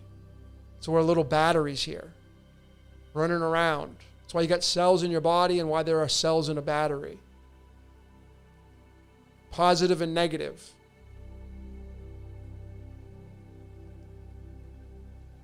But what my thoughts are is the earth's not flat. I'm not a flat earther. There are two main reasons why I'm not a flat earther. Actually, three. There are three reasons why I'm not. Main ones. There's probably more, but. And these are in no particular order. Number one, if I go down to Rio de Janeiro, and I go down and I have the most expensive telescope that money can buy, the best one, and I go point it to the sky and I'm looking for the pole star, I won't be able to see it. If I go to Chicago and I take my expensive telescope with me and I go look to find the southern pole star, I won't be able to find it. That's reason number one. Reason number two is there's the 24-hour sun in Antarctica, which has been documented not just with the big group that went down there, but the Scott base down there. There's been tons of people down there that have documented the 24-hour sun. That's number two. And number three is the canopy in the northern hemisphere spins one way and the canopy down south spins the other way. So the north's spinning like this and the south is spinning like this. Those are the three reasons why. Because if you were living on a flat earth, you would have one disk that would spin around one way and one way only. And that is just not the case. If you were living on a flat earth, I could go down to Rio de Janeiro. I could point my telescope up to the North Pole and I'd be able to see it.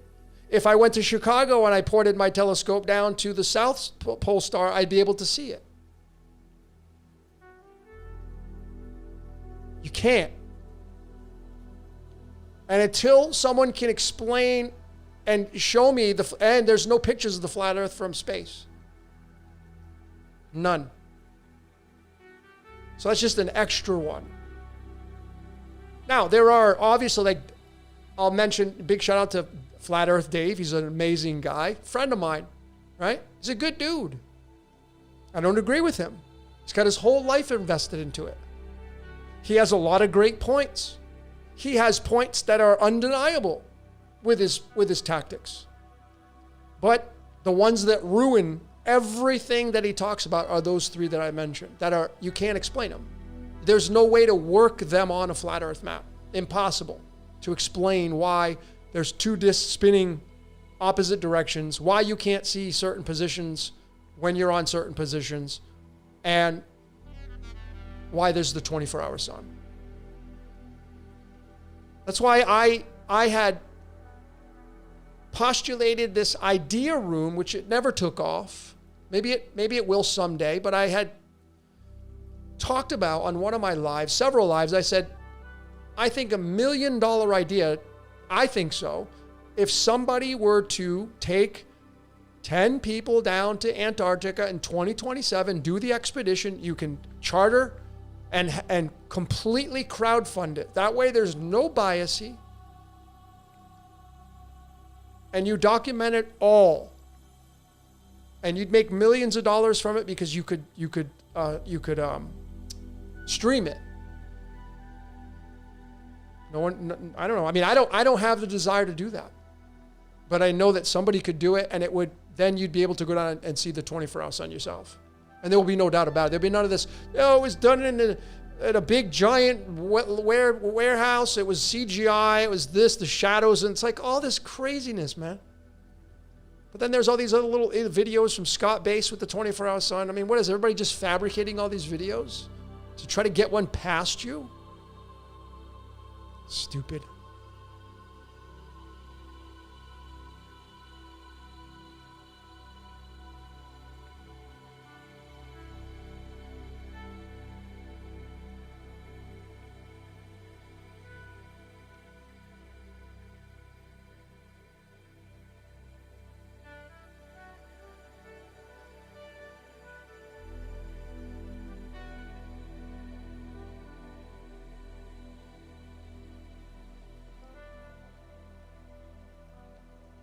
Yeah, this is a really cool, right here, this. I'll play with this. This is something I can show you that's really interesting. Some of you may have never seen this before, but let me show you. Jesus, the whole story of Jesus, whether the guy was real or not, has some very fascinating, interesting, I'm completely fascinated by it. I study theology like nobody's business, not just Christianity and Judaism, but Islam. I study, Ahura Mazda. I study the Vedic. I'm a fan of it all because I got Rahu and Sagittarius. So I'm just like, I'm not biased on this kind of stuff. But I think that if you're going to call something mythology and say yours is real, I think you haven't studied anything at all. To call the Greek gods mythology and say Christianity and Jesus is real, I mean, where's your brain at? Says who? So Mercury's not real, the god Mercury's not real, but Jesus is real? Oh, because there was eyewitnesses. History's been fabricated.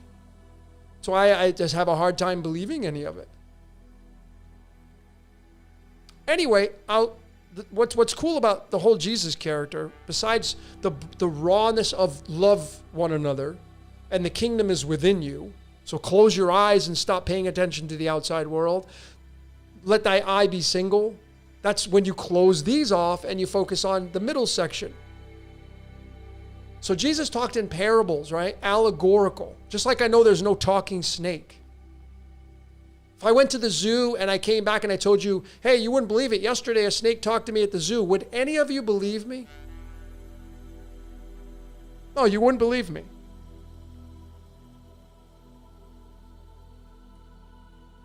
You would think I'm crazy.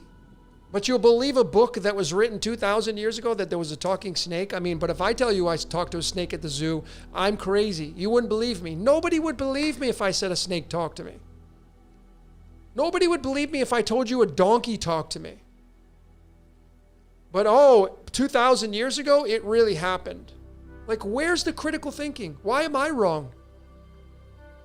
Anyway, because it's parables. So I'll give you a big one, right? I've already showed this before.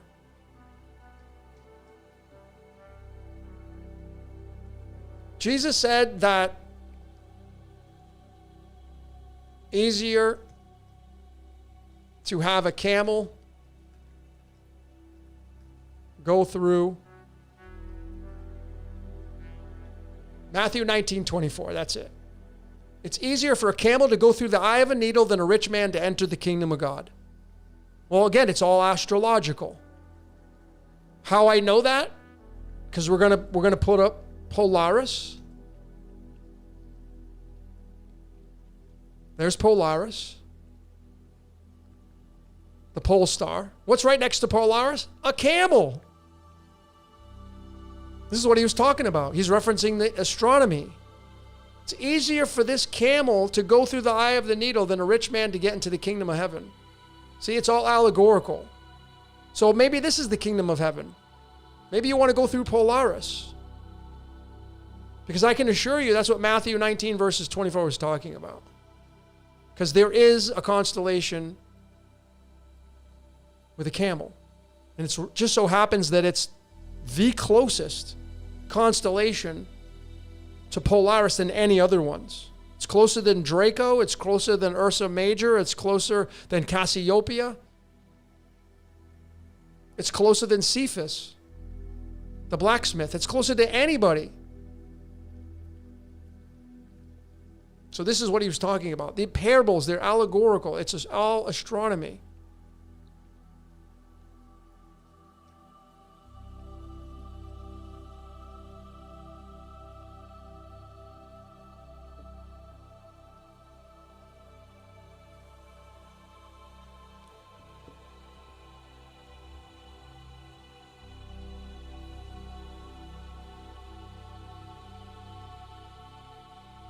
Umberto says, why does it matter if the earth is flat or a globe? I agree.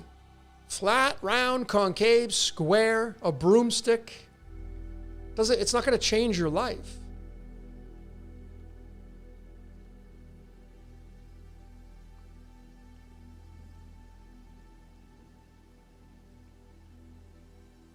Yeah, it does look like a giraffe, but it's called camel. That's the thing. Totally is a giraffe, but it's considered the camel.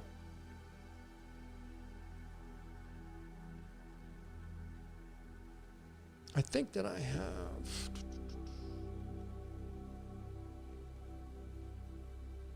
have a couple sneak peeks for all of you. I guess I'll show you stuff I've been working on. I'll give you a big one. Oops.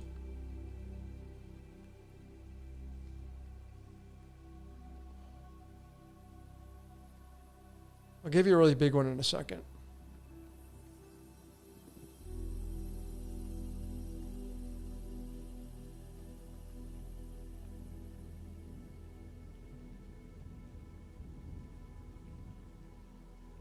Thanks, Father Worthy. I appreciate you. Michael says maybe they took psychedelics and wrote the Bible. Well, there's a book on that by, I did a whole decode on it. John, can't remember his name. The Mushroom and the Cross.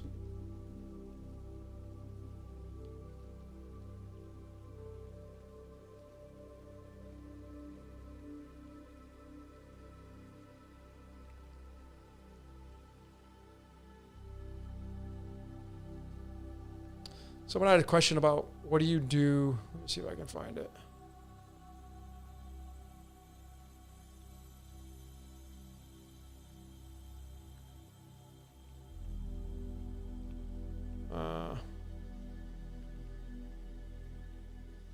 What do you do to cope through the scripted reality we live in? I live my life. There's no strategy to coping. I don't cope, I just live. Coping is like tolerating. If something bothers you, move away from it.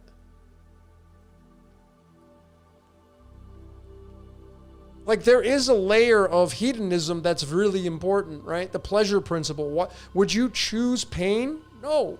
Nobody here would actually say, yeah, I think I'd rather take the pain. Nobody here would.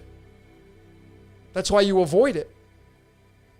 You avoid pain like it's going to kill you.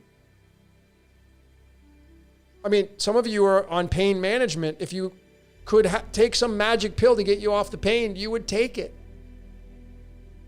Some of you are looking for a miracle to feel better. You don't want to sign up for the pain. So if you had a choice to live a life of hedonism, which does include not being in pain, you'd pick it. Not necessarily having orgasms and busting one, and not that kind of hedonism. I'm talking about not having the pain and suffering. So I don't think there's coping in this reality. There just is. You either pay attention to it. Whatever you're paying attention to, what is it giving you? What does it provide you?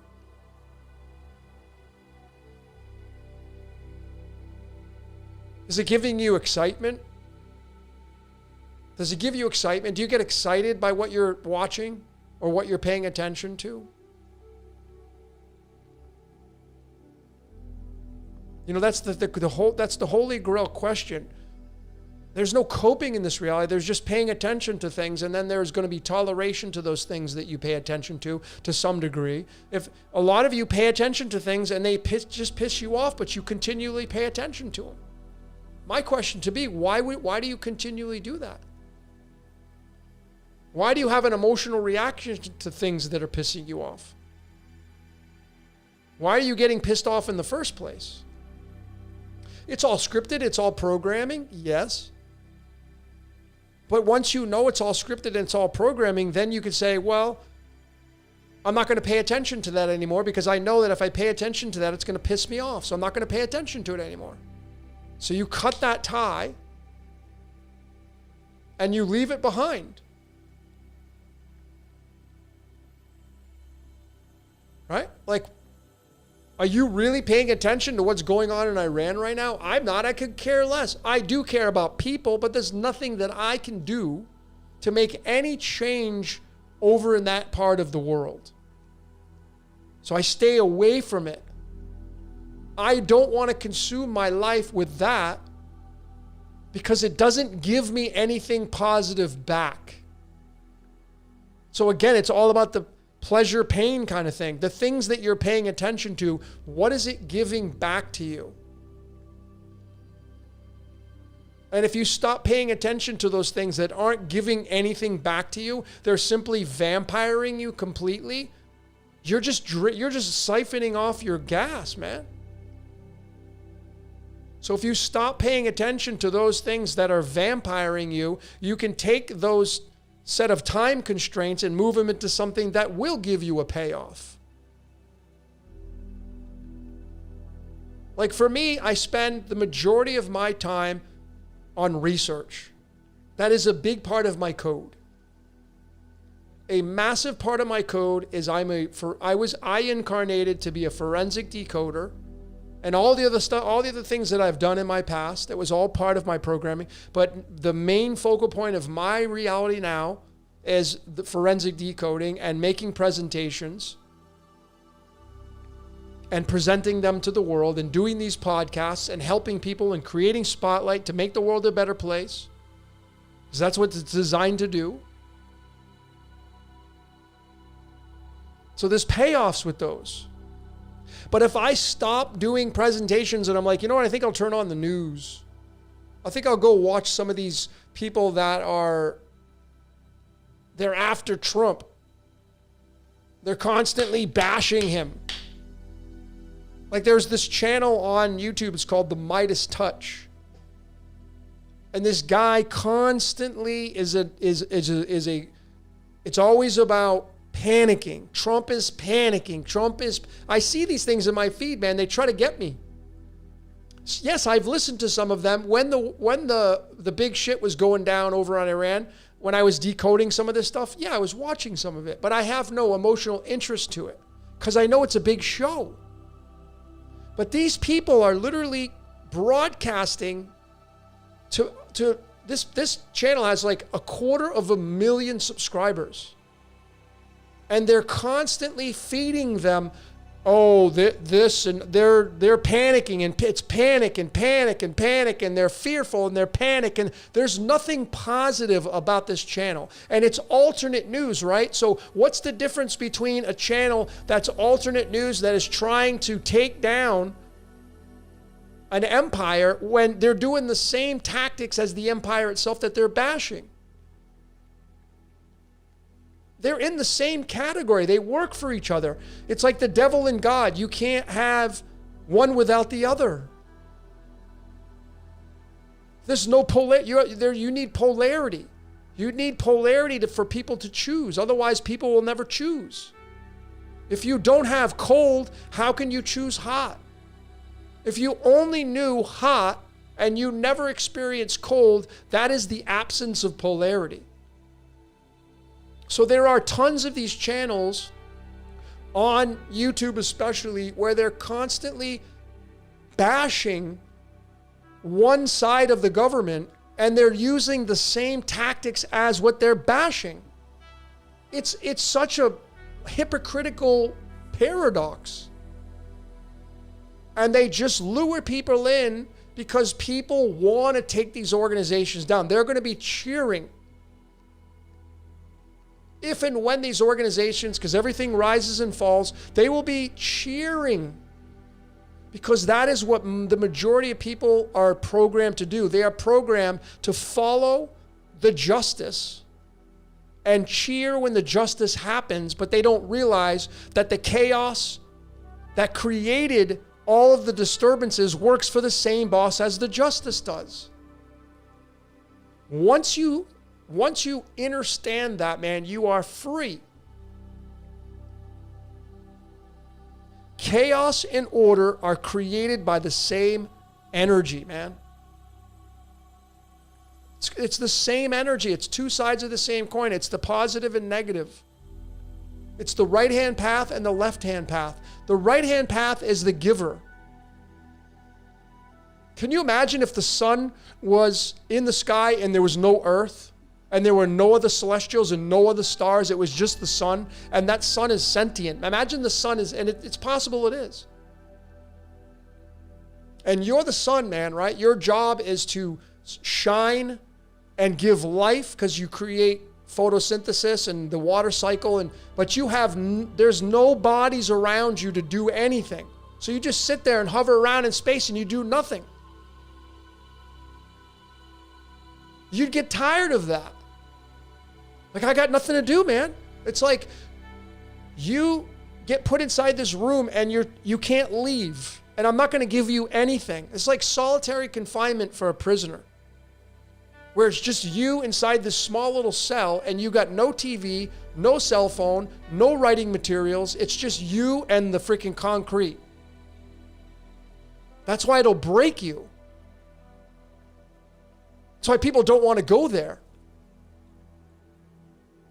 So it's the same situation for the sun. If the sun was in solitary confinement where there was no earth to give light and to create action, create a movie, create photosynthesis, get involved in the water cycle, condensation, evaporation, precipitation, the sun's all part of that. If it didn't have any of those components, what would it be used for? Right? What would it be used for? I don't even know how I got on this tangent. I honestly don't. I just lost my train of thought now.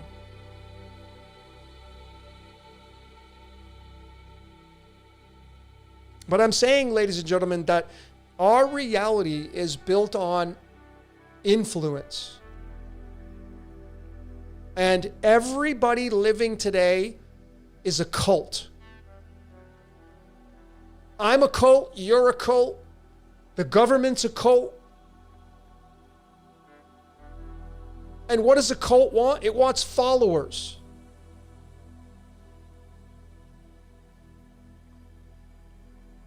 The news stations today, they are a cult.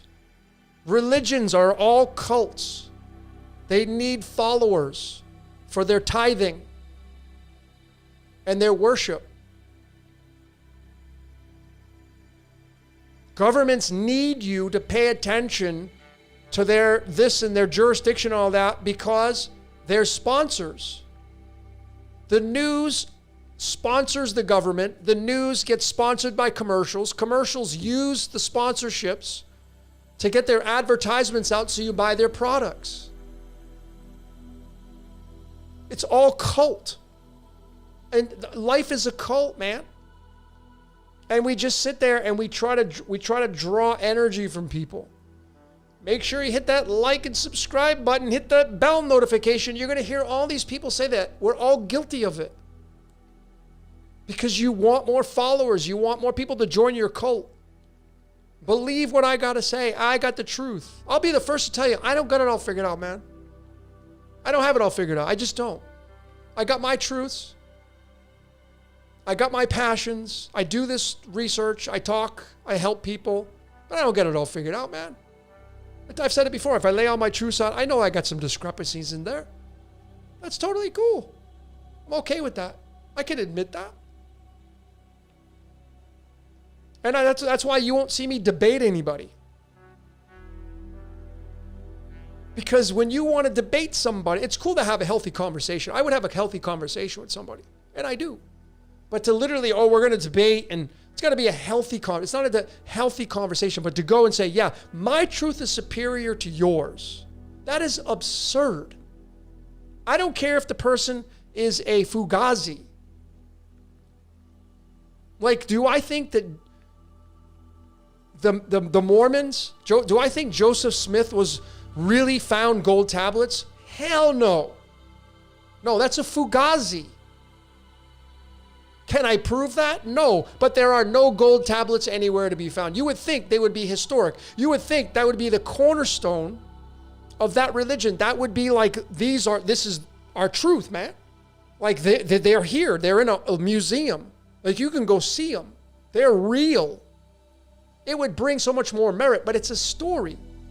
It's a Fugazi, man. But I'm not going to go debate somebody who wants to believe in some Fugazi because I got it right and you got it wrong. No, you're doing you, man. You incarnated to become part of the Mormons. Great. That's what you got. So go do that. I have no problem with that. I know they're nice people. There's a lot of nice people. There's nice people in every organized religion. There's nice people all over the world. But certainly debating somebody so you get to be right, what does that give you? What do you get when you can debate somebody that you swear up and down is a Fugazi? Oh, they're bullshit. They're fake. They're telling lies and stuff. Okay, great. So what does that get you if you get to debate? Does that you get to be right? Wow. Now what?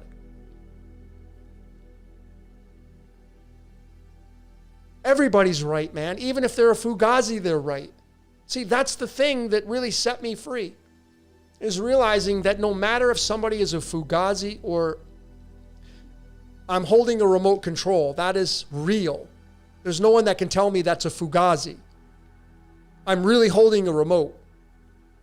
But it doesn't matter if I say I'm holding a remote. Where's the remote? I'm holding it. Can't you see it? See, what's the difference between the two? Nothing. Is it going to break you? Is it going to make me a different person if I say I'm holding a remote and I'm holding a remote? It's not going to matter. But our reality, ladies and gentlemen, is the base fundamental of our reality is drama. People love to be right. They love to prove people wrong so they can be higher and more mightier. So they can have the bragging rights and say, look at me. See, I told you that they had it wrong.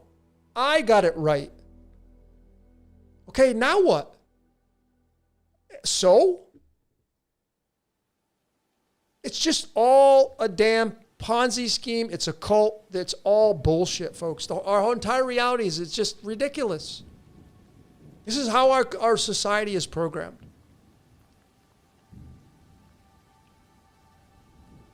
It's absurd, man. And again, how do you change? How do you grow towards love and compassion if you continually want to put people down and go after people just because they don't believe what you believe? How are you going to change our reality to love and compassion? Like, you want this. The majority of you here, you're looking for the change, and you're like, I wish everybody would love everybody, and I wish people would just have more compassion, and I wish they would care more. Okay, great. Then why are you hanging out with people that want to smash and hammer everybody? Why are you paying attention to people that have to constantly say, my truth is superior than yours? If that's what you're doing. I don't know, man. I just don't resonate with that.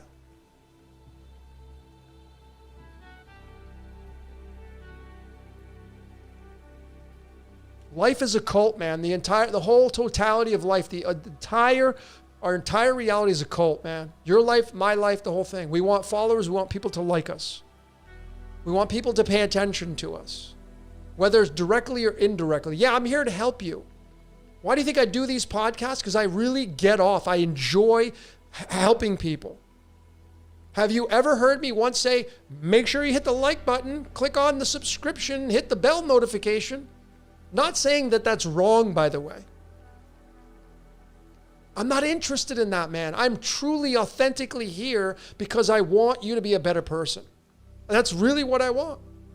That is how you make the world a better place. The world's not a better place when I say, yeah, just because I'm not a flat earther, I'm not going to go debate somebody. I could care less if you want to believe in that. I don't care. But I'm not going to roll over either. I'm going to present my evidence. And at the end of the day, ladies and gentlemen, if it comes to be that the earth truly is flat, great. I'm still going to be a content creator. I'm still going to probably be decoding. I'm still going to be cooking my food. I'm still going to take a shower every day. It ain't going to change my life unless something is huge that's wrapped around why things are supposed to be that way. That's a different story. But we'll never know that until if it happens, and that's even if it's true.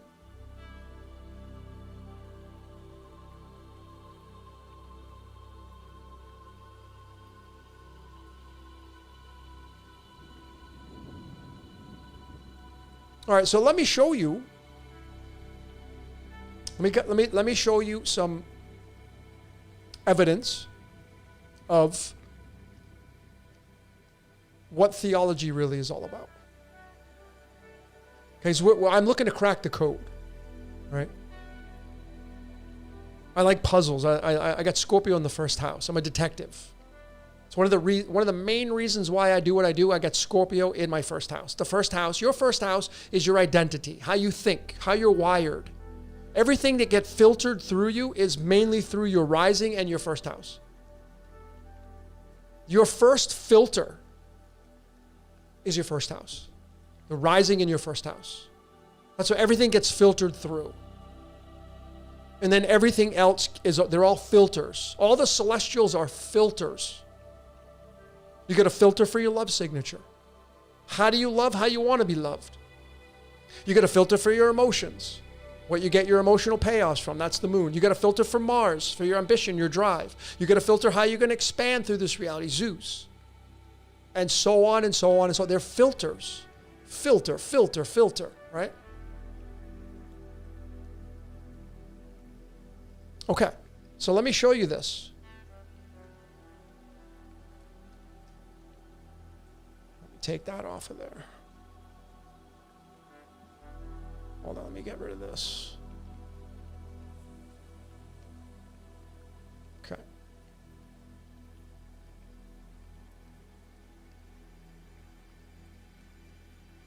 So I started working on this. I'm not going to go past this. Actually, I will. I'll just show you this. So this is the star card in the tarot. And we're all stars. Okay? Your light slowed down into physical matter. And as you can see, Son of God has a numerical value of 95. This is a technique that I showed. Everybody on the Patreon now has it. It's a technique. It's called tarot reduction mapping. This is nothing new. We've done it with the cards. We've done it with the periodic table. We've done it with the calendar. We're doing it with the human design. You take whatever total you get, and you subtract the total amount of tarot cards until you get to 78 or below. You can do this with any numerical output. If you get to 78, you stop. In this case, Son of God becomes the 17. It becomes the star card. The sun. You're the Son of God. You're the light slowed down into physical matter. You are the star. And the star is tied to the Vesica Piscis. It's tied to that cosmic vagina. So I have a whole presentation on this. A whole presentation on this. Because I'm going to stop here and move over to the last one, but this is what it means. I am the light of the world. You can spell it out. I. This is the I. This is the I. This is where you get the fish from. Fish live in water. Jesus was born a fisher of men. He was born through the sign of Pisces. That's water. This is sacred geometry taken with logic and common sense, religion, and then the tarot, which are devilish, right? Ooh, you better not pay attention to those devilish cards. No, but they're embedded right into the Bible. I wonder why that is. So daytime, nighttime, it don't matter. Okay? You become the son of God. So it led me to this. And this is breaking the code, man. This is brand new. I have never shown this. Just broke it tonight, earlier today. I've been trying to break this code for the longest time, and I finally did. And I've been scratching my head trying to figure out what is David? What is it? I am the offspring of David. This is Jesus talking in the book of Revelation, chapter 22, verses 16. The infamous, I am the bright morning star. Well, the bright morning star is Venus. In this scripture, you do not hear Jesus say, I am Jesus Christ. He never mentions himself as Jesus Christ because Christ is a title. And that's because Christ is the Son, Christos. Jesus is Jesus, tied to Zeus, and tied to Aphrodite, Inanna. And this star right here is the star you will find in the sky before the sun comes up. It heralds the sun. This is dawn, the son of the morning. Dawn, dawn, the dusk, dawn. Well, this was what I was looking for. I've been trying to figure it out, and now I got to figure it out. David is the son. So when Jesus says, I am the offspring of David, I am the offspring of gold, I am the offspring of the sun, that's because the sun is right here, and the offspring is right there. And Jesus is love. And the sun is light. And to confirm that, we just do the numerology of bright morning star. And there you have it. Because in science, they're going to tell you that Venus remains in the sky for about 263 days. It's the morning star and the evening star. And then there's 58 days in between that. But one digit off, and this was something I've shown before, but one digit off, because this is average, that's a match. It's Venus, man. That's why the law of one material is 6 density Venus. It's all astronomy, all right? It's astronomy. So was there a real guy named Jesus? There's no way to prove it. But is there a real star in the sky called Venus? Yes, there is. Is there a sun in the sky? Yes, there is. These are parables, man. But now when you have you need these to break the code. So we have. And they end up meshing into the square root of 3. See, there are several mathematical equations for the Vesica Piscis. The normal one is 265 by 153. But you're looking to get to this 1.73. And there are there are several different variables that you can use to get to that 1.73. It's not just 153. The reason why this is normally 153 is because it matches up with the total amount of fish that they caught with the apostles. Because this is the fish. But look at this, man. 264. 264 divided by 152 is 1.73. So there you go. Just like that. Now, bam, we have it. The portal. What is Venus? The vagina. What does that look like to you, folks? Without grossing anybody out, Come on, man. It's the cosmic vagina. It's the Venus flytrap. And the sun's going to be in there as well because here it is. When you take these and you put them all together, I got 8 here. But you see, this, I've shown this on many different decodes.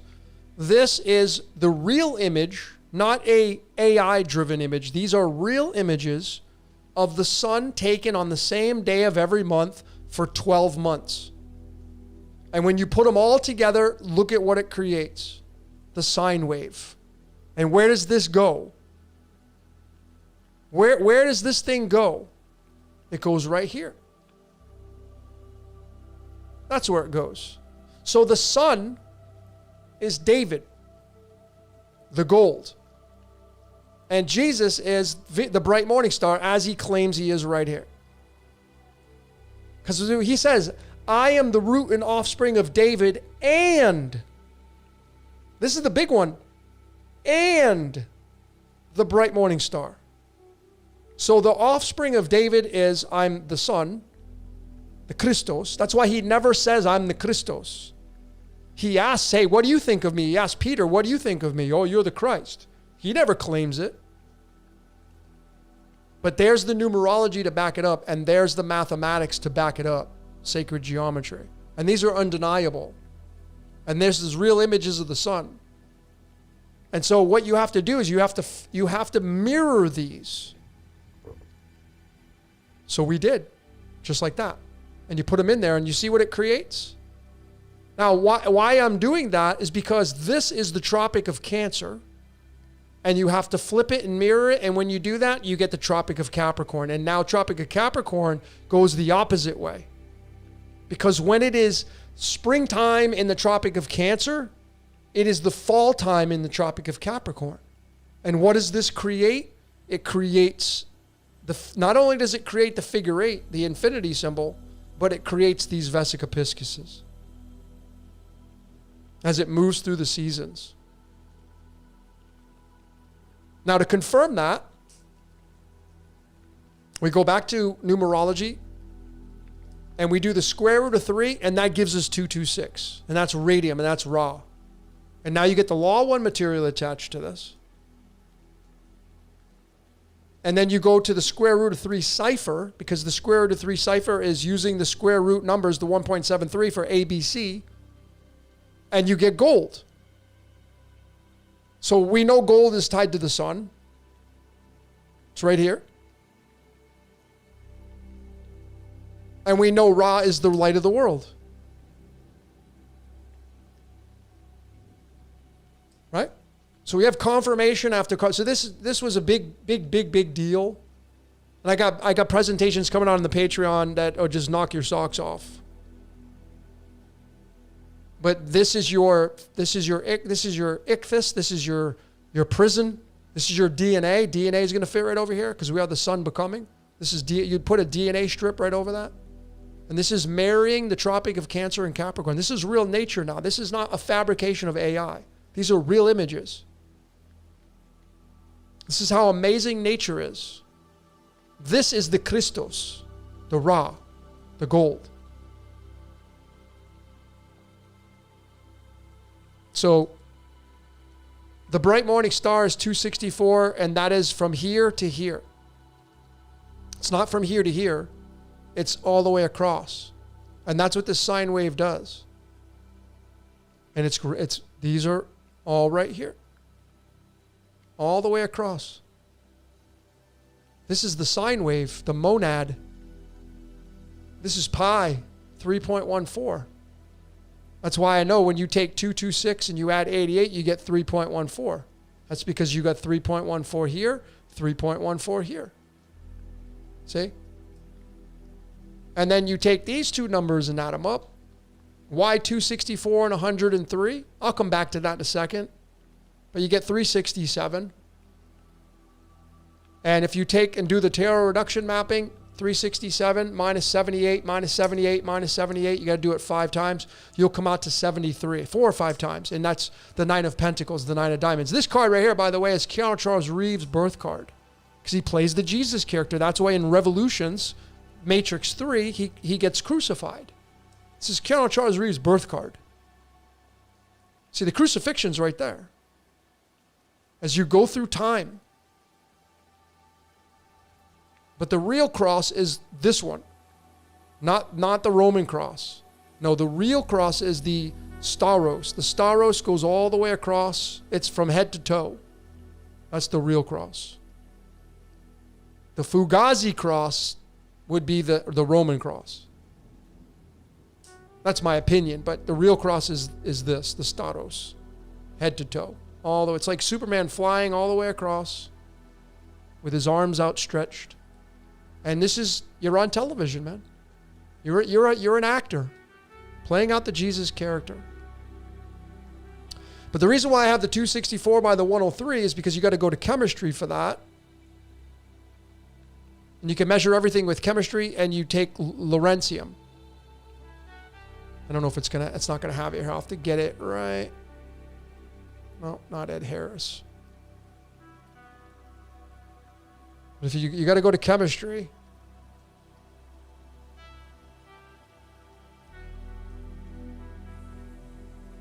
You just go to Lawrencium. And Lawrencium's got the 264 right there. Now, what's fascinating about Lawrencium, look at the image. Look at that. You know where that fits? It fits in here. The corkscrew. That's where it fits. I've already broken all this down. I've already got this all saved up, but this was pretty big. This happened today. I've been waiting to break this for the longest time. I knew this already, but this I was trying to figure it out. So it's astronomy and numerology. And we also, on the Patreon, we also broke the code with the Virgin. If you go over to the Patreon, I put that out for free. I'm not going to do it on here, but we broke the code on the Virgin as well. I mean, to be able to bring it all together and to show you, was Jesus really born of a virgin? No. There was no Virgin Mary. I can tell you that. Nope. It's all astronomy. There is a virgin on the constellations, though. It's called Virgo. So you see, in the Hebrew, and again, you can get all this on the Patreon. Go become a free member over there. You'll get all the free content, but I'll just give you the overview. See, in the Old Testament, I'll do this on the fly. You got to start here, Isaiah 7 verses 14. We got to do Hebrew. And this is the scripture talking about Emmanuel. Emmanuel being referencing Michael, Archangel Michael, Jesus. But you see that what this says is they say, and everybody, including myself, just went along with it. The virgin. Well, guess what? This word doesn't mean virgin.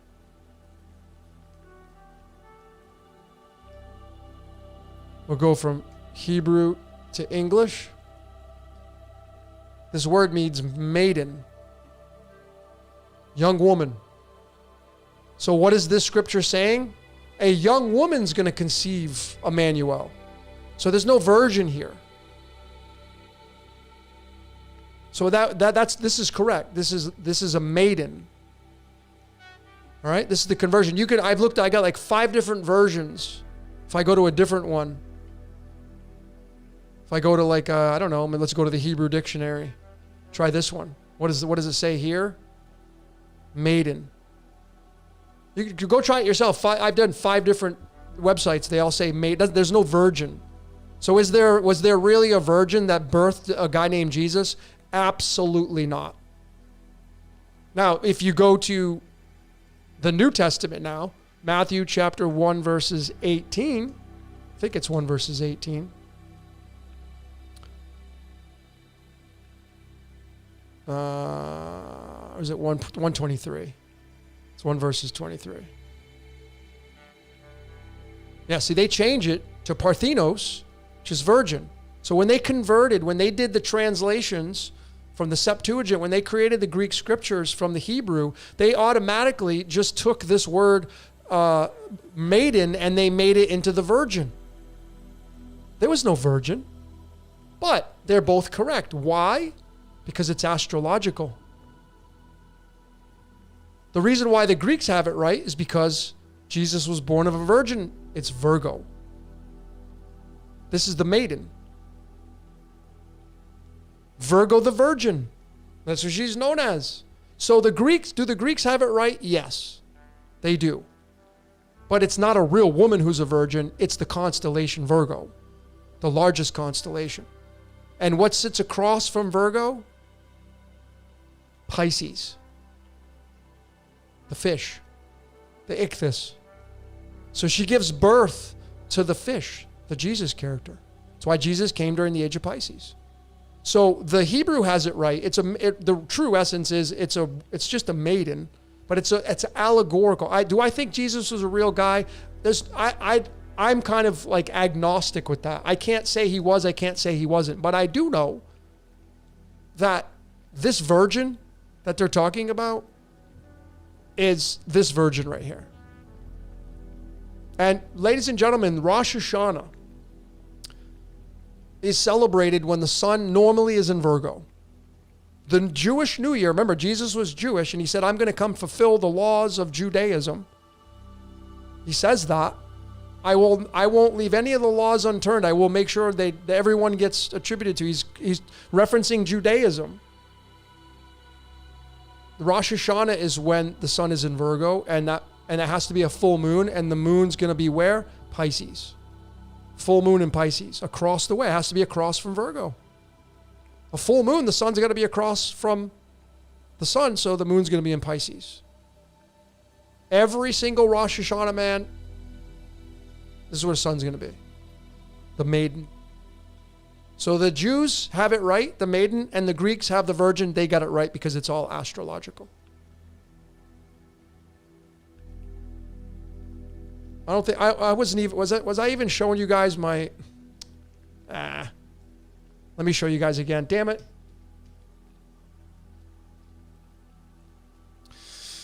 I don't know what did I leave off on? Okay, here we go. Let me do it again. Isaiah 7 verses 14. I apologize, ladies and gentlemen. I thought I had my screen. Let me make sure that I'm showing you guys this. Okay. So this is the first time Jesus is talked about. And we know this is Jesus because we can grab this Emmanuel. We can do the numerology of it. Right? So we're going to go here. We're going to put it in, and we're going to get a 62 from Hebrew. So there's Emmanuel, right? From Isaiah 7 verses 14, right? But this word right here, this is supposedly the virgin, but it's not. It's the maiden. See? So what they're putting here is not correct. It's not the correct translation. This is the maiden. But Emmanuel is the big takeaway, and we know that's connected to Jesus because we can go to Michael fights the dragon.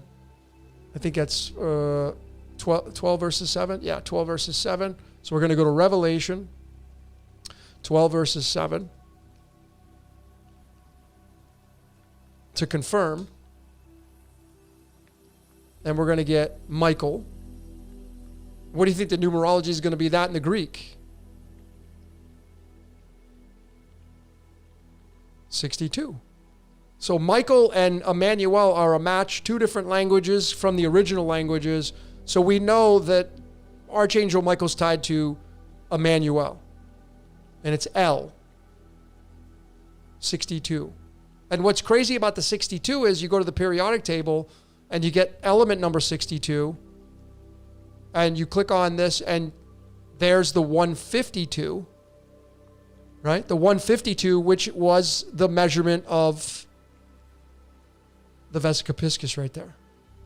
So I'm saying chemistry fits in here. It's element 62 and element 103 to find all this. So we can confirm that in the biggest way, just with chemistry. But then you go to the New Testament, and this is where the Greek scriptures, again, they're converting it from the Hebrew text, but if they were obviously what they were referencing was the stars, because this Parthenos, which is not a slam dunk on being a virgin as well, because there are Parthenoses in the Bible that were not pregnant, were not virgins. But what they're referencing here, they're trying to say that Jesus was born of a virgin. Well, of course, then you go to astronomy, and there's the virgin. This is the Parthenos. The only virgin on the constellation of Wheel, is the largest constellation, and across the way, the second largest is Pisces. So Jesus was born of a fisher of men. He was born to walk on water. Pisces is a water sign. He was born through Neptune. Neptune is the god of Brahma, who is the creator god. That's why when the women's water breaks, the woman gives birth. It's all water-based. That's why you have John the Baptist and baptizing you. It's all astrological. So the Hebrews have it right because this is the maiden, right? The maiden. And who's the only maiden? Virgo is.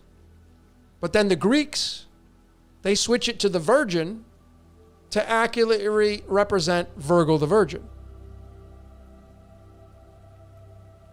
See how magical this is? So it's all, I do know that there is a constellation named Virgo, and I know there's a constellation named Pisces. Was there really a dude named Jesus? I don't know. Was there really a Virgin Mary? No, I don't think so. Was there a woman who gave birth if there was a guy named Jesus? Yeah, but she wasn't a virgin. She wasn't born. He wasn't born from a virgin. He was born from Virgo, the constellation Virgo, just like you were born under a constellation. I was born under Capricorn. If you want to just get technical with the sun. So that was the other big reveal, folks. You can find that all on the Patreon. I have all the receipts to back it up. So, and it's very interesting because I follow this guy sometimes.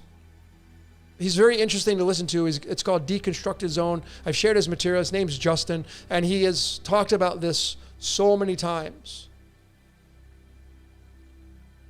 About the Parthenos and the maiden and how it's not really a virgin. So he's right, but he never references astrology or astronomy. So you got to reference the astronomy.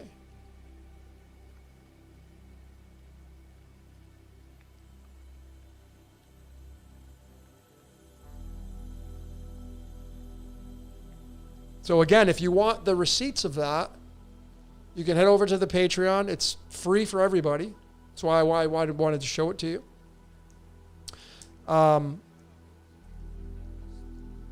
But that's the evidence. And we can see the stars. Like, I'm a fan of astronomy. That's astronomy. Astrology comes from astronomy. So now you know.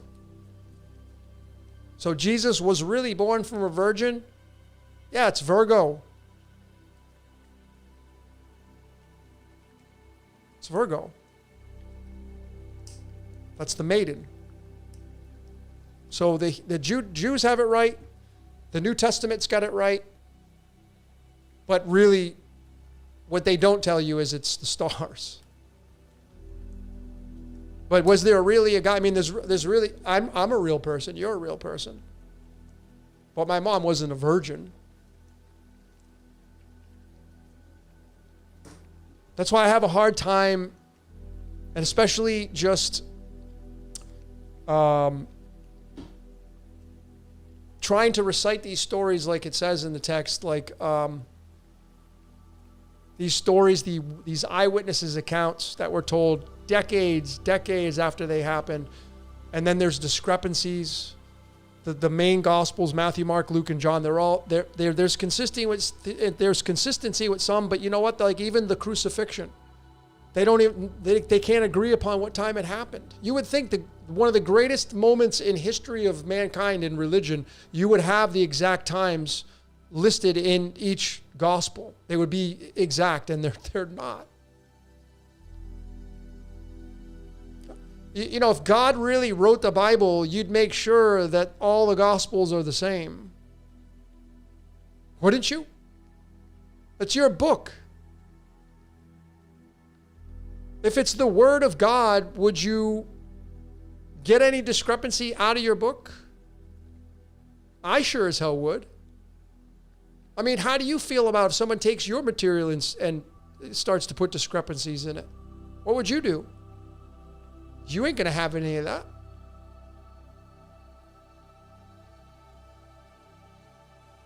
Get that shit out of here, man. You're not putting any discrepancies in my book.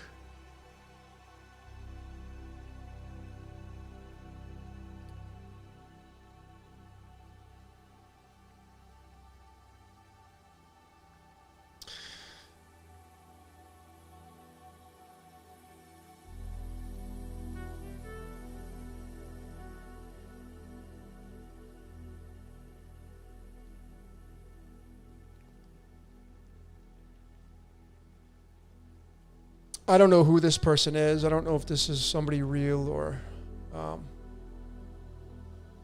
but that, I can tell you right now, Jesus is not Yeshua. I can prove it to you if you want me to. That's just regurgitation. Yeshua is a name from the book of Ezra, chapter 2, verses 2, who's the son of the Jehozadak, who's a high priest. And Jesus is not Joshua, because Joshua was a killer. So you'd have to rule that out. No, Jesus is Emmanuel from Isaiah 7 verses 14, and then he's Archangel Michael in Revelation, and then he's also Jesus. Those are the three title names, but Yeshua he is not. Yeshua is Ezra. And again, I mean, these stories are allegorical. I have a hard time believing any of these stories. Because we've already shown the astronomy and the astrology and Venus, Jesus saying, I'm the bright morning star. I mean, that's a star in the sky, man. And all this blood crap, that's all vampirism. And again, it makes zero sense to send yourself to die for the sins that you created, to save mankind from the sins that you made. There's no logic to that. Or to even send your son here to die based upon the sins that you created. There's absolutely no light. I mean, you could be the dumbest person in the world. We're imperfect people, and we're using logic, and we're just disseminating that whole story. Sure, there's beautiful parts in the book. Sure, there's all love everybody and everybody love everybody. I'm all for that. Love and light, I'm all for that. But I do know how this reality works. And this reality works on a black and white principle. It works in a yin-yang principle. It works in hot and cold. And if everything was white all the time, you would start to hate this reality. You need contrast. You need polarity for this reality.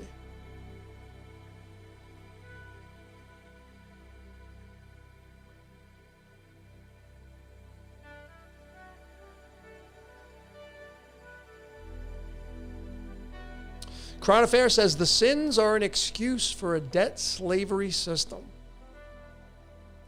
Well, see, the thing about it is that the debt slavery system is not run by man.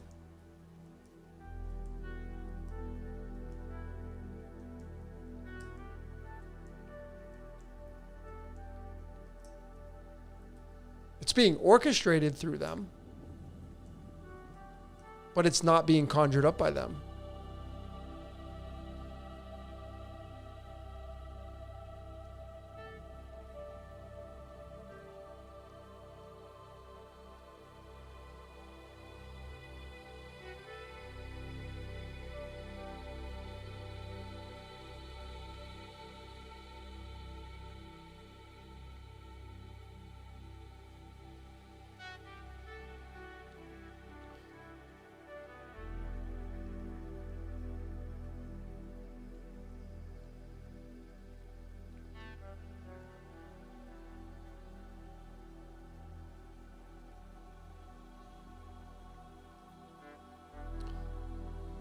So anyway, ladies and gentlemen,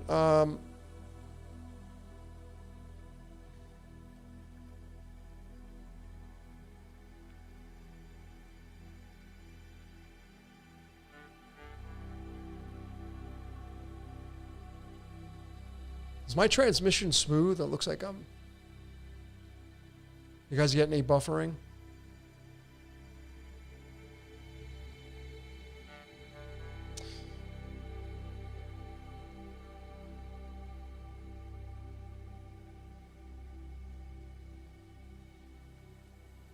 Whoops.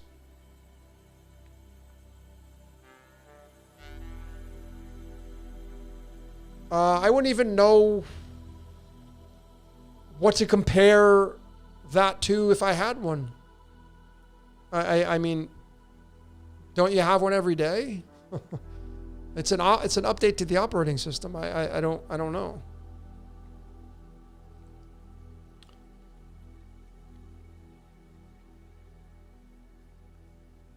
I'll give you the skinny on this. This person's asking, what's the name of the shaman in Ojai? Where I live near. Oh man, you're so fortunate to. That Ojai is an amazing place. It's just too bad California is just so ridiculously expensive. But let me take you on that. I'll show you where that is. I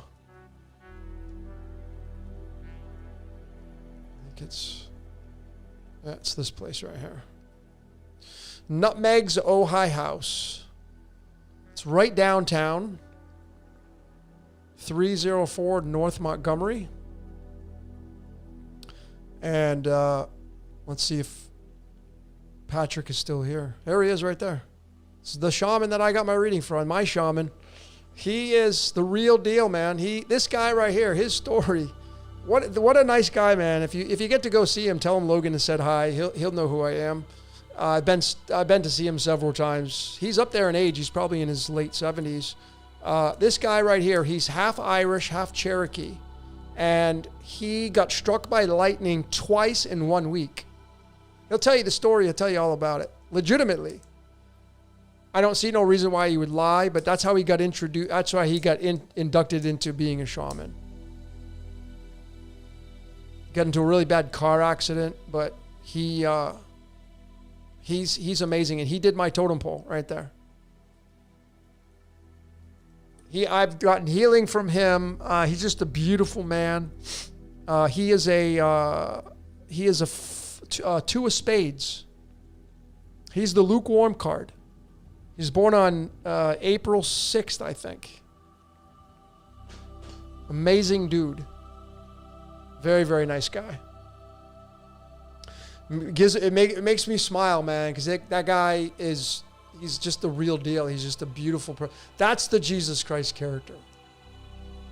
Those are the people that I would consider Christ-like. That dude. That's how I learned the totem pole. And then I just kind of made it into my own based upon the mathematics, the average lifespan. But I didn't create it outside of the 9 cards that you pull. I did create the composite card. If you've done your totem pole, you take all 9 and you do the composition and you get that. I didn't learn that from him. I got that just because I do all that kind of stuff. But I learned from him. Yeah.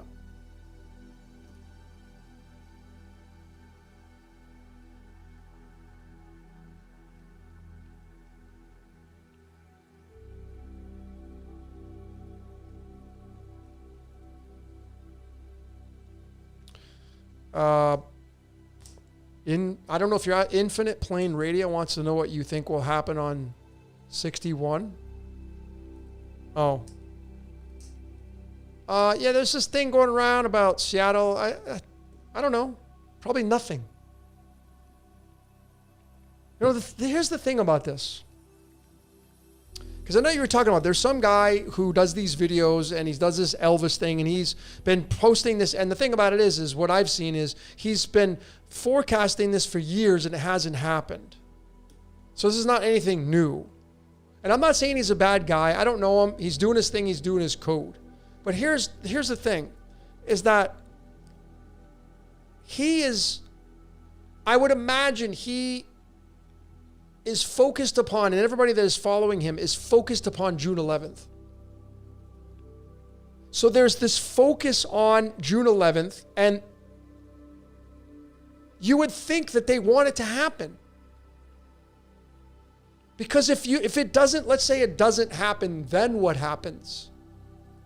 What happens to his channel if June 11th passes and nothing happens? So there's this expectation of this disaster happening, because that's what I think he's going to, I think that's what he's saying, is that some bad thing's going to happen. And now all the people that follow this research, they're all focused on, and this is what happens with predictions. Now the people that are focused and they're harnessing their energy on this event. I'm not saying that they're going to make the event happen, but I'm saying is that now the expectation is they want it to happen. I mean, do you not want it to happen? Because you want to be right. Because this guy's channel is all about, it's going to happen on this. I'm telling you, it's going to happen. And so he's just got all his eggs in that basket of it happening on June 11th. And again, I think I've watched some of his videos that some people have sent me. He's been trying to forecast this for years. It hasn't happened. Forecasted it last year, it didn't happen. I think.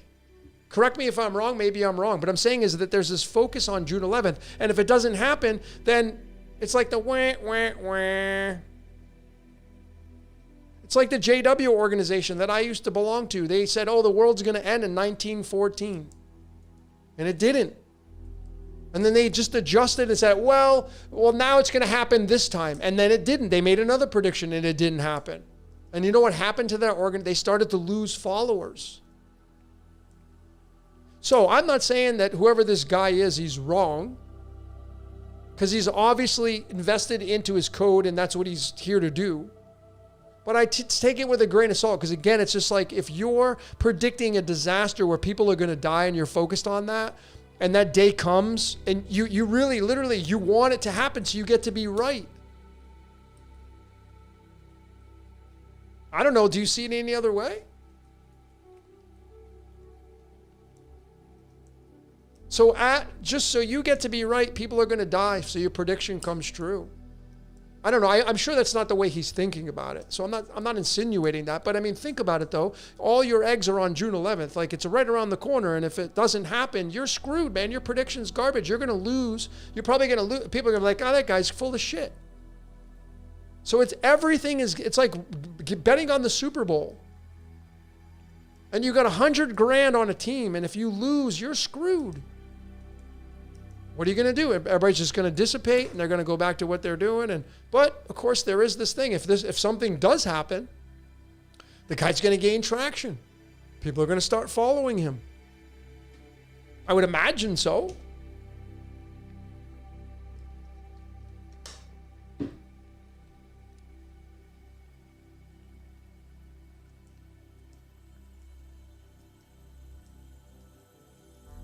I don't know, ladies and gentlemen. It's just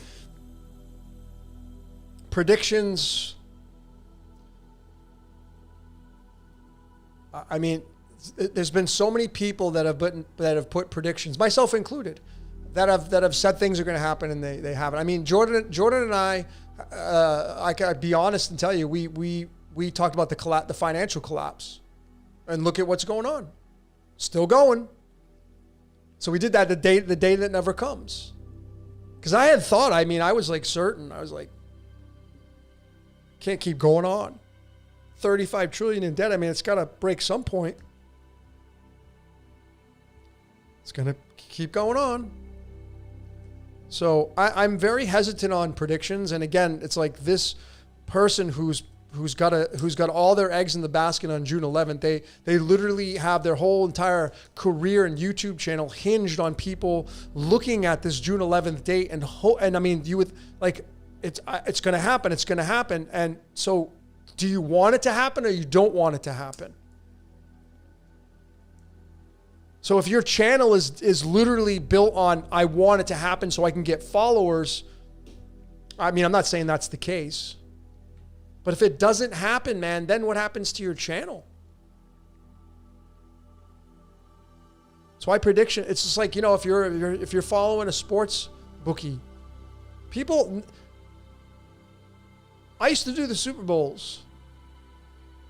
Jordan and I used to play around with the sports stuff, and when I was really kind of getting into the card system, I started playing around, and I was able to win the Super Bowl like 3 years in a row. I predicted the winner of it was either 2 or 3 years in a row. It wasn't a big deal. But then that one year I joined with my friend Aaron, who was a huge, if you know who Aaron is, he's a good dude. And we did a podcast together, and he was swearing up and down, and I looked at the code and I'm like, oh yeah, well, I could see the possibilities of that, and completely got it wrong. And people never remember your wins. They will just remember your losses. Especially in this industry that I'm in, I have hater central energy. So if something happens to me or something happens to what I predict, man, there will be people ready to curse at me. They will be cheering it on because I lost. That's our world, folks.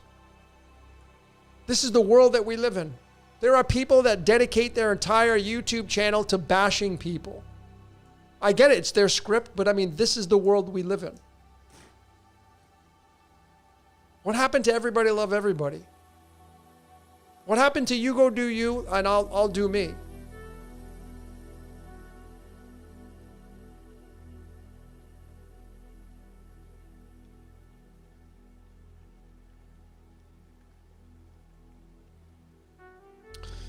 So anyway, ladies and gentlemen, if you're wondering what I'm talking about, there's some guy on the internet. I don't know who his name is. I don't even know his channel. He's a big religious dude. That's all I do know. He's a big Jesus religious guy. And he's predicting, he has been predicting for years now, from what I gather, that something's going to happen in the city of Seattle on June 11th. Now, if you live in Seattle, man, are you going to freak out? If you wake up and the day goes on, it's like, now what? What's next?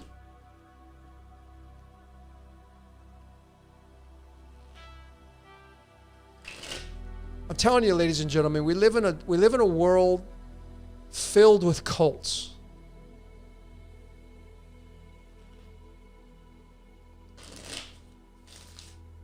We live in all of our lives are cults. We want people to follow us. We want people to give us feedback. We want people to whatever. We want people to follow us. You want people to like you. All so you can get ahead in life. Why? Because life is about survival. That's what it's about. Survival.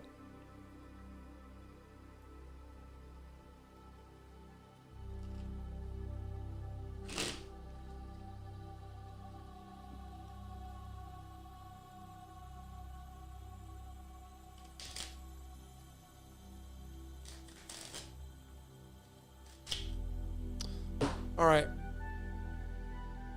Yeah, I'm shuffling my cards. Folks, you know what I found? Honestly, the less you pay attention to things, the better your life is. Honestly, the more you release from the world, the easier and better your life becomes. It can get boring. Some ways. That's if there was really a devil, folks, boredom is his best tool. Boredom would be its best tool. People get bored. And if you're not on the Patreon, I'll give you a little sliver of something. I'll let you think about this in the tarot. And if you want the full presentation, you can go watch it. Hold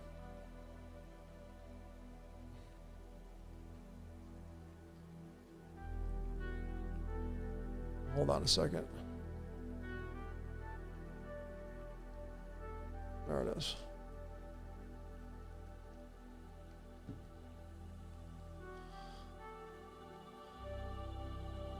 If you're a tarot card reader or you're a fan of the tarot, this card, what does this mean to you?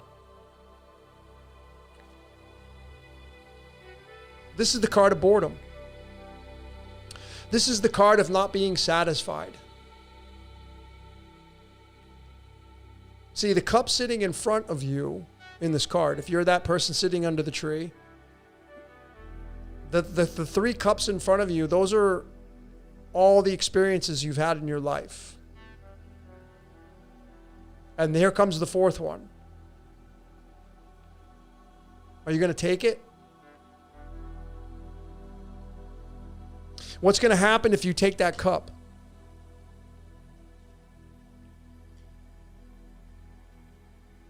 It's going to change the course of your life. That card is paired with the Four of Swords. And those two cards literally in numerology make up the word Satan. I said this a long time ago and I'm telling you again. I'm not saying Satan is real, because Satan could be anything. I'll show you one right now. I'm gonna prove it to you right now. I'm gonna show you right now. Watch. Now that I think of this, let's go to the original word for Satan. I know that it has different spellings, but this is the most popular. There it is. Let me just. It's 44. Okay? It's a 44. Well, how about this word? Kill. Does that match Satan? Yeah. Why does that match Satan? Kill. Well, because we're going to go to Job. Let me make sure you guys are. Okay. We're going to go Job chapter 1 verses 8 or 7. I'm going to go to Hebrew. Here we go. So this is the very first time Satan shows up in the entire Bible. Right here. So the sons of God, they meet up with the Yod. There was a day when the sons of God present themselves before the Yod and Satan comes along. Okay? This is the first time he shows up. Job chapter 1 verses 6. 18th book of the Bible. And so Yahweh says to Satan, hey, where did you come from? And Satan says, I was just roaming on the earth. I'm on the earth. So he's already here. That's why I don't understand how the New Testament says that Satan came down like a flash of lightning when he's already here in the Old Testament. How do you get from one how do you not already he's already there? Such contradictions. But anyway, it goes on to say, Yahweh says to Satan, hey, have you set your heart upon my servant Job? Have you considered my servant Job? Like, this is tempting the devil. Like, why would you do that? Because Satan is the agent of the Yod. I'm going to get back to the kill and all that kind of stuff. Have you considered my servant Job? Have you set your heart upon my servant Job? There's no one like him. Why would you tempt the devil? So what does he do? In Job chapter, is it 10? No, it's 12. Job chapter 12. This is where the Yod, and Yahweh said to Satan, behold, all that is unto him, this is Job, is in your hands now. He's giving him now permission to do whatever he wants. This is the scripture, the official scripture of where the Yod, which is the God of the Bible, gives Satan permission. Without this incident happening, Satan has no power. Okay? Satan has no power. So what does he do? He goes on, Satan becomes the Chaldeans and the Sabians right here. The Sabians are a group of people. Satan goes into the Sabians. He's allowed to go into people now to become killers, and they kill by the sword. The Sabians are people, so the Satan character, that's why Jesus gave the sop to Judas and Satan entered into him. So Satan goes into the Sabians, and then they strike him down by the sword and they kill him. Right? Then there's a fire from heaven. So now it's a natural disaster that happens that kills the livestock. Then the Chaldeans come. Right here, the Chaldeans come and they strike him down with the sword. So now Satan gets into the Chaldeans, these people. He's allowed to. And he kills them. So he kills his family. He kills all the livestock. He kills everything that Job has. And who allows it to happen? Who gives permission to Satan? The God of the Bible does. See, if God didn't give Satan permission, Satan would not be able to have done those things to Job and his family. So who's to blame here? Who was the originator of it all? If the Yod did not give Satan permission, he would not have been able to go kill his family and all of his livestock and everything around him. So who's the originator of it? Well, the Yod is. So how can Satan be to blame? When people put the blame on him, when those scriptures clearly show you in black and white, they tell you that the power is given to him by the Yod. Without the power, man, he can't do shit. And that's why when you go back to the numerology of it, we have kill here. Satan and kill. And you know what is a really big killer in this world? This is cancer. So now you know what cancer is. It's Satan. The numbers don't lie, folks. Why would they call it cancer? Why couldn't you call it some other word? Why name it after a constellation that's tied to the moon? You know what the moon is? It's the left-hand path. The sun at night, it's the god of sin. The moon god was the god of sin. And cancer's ruled by the moon.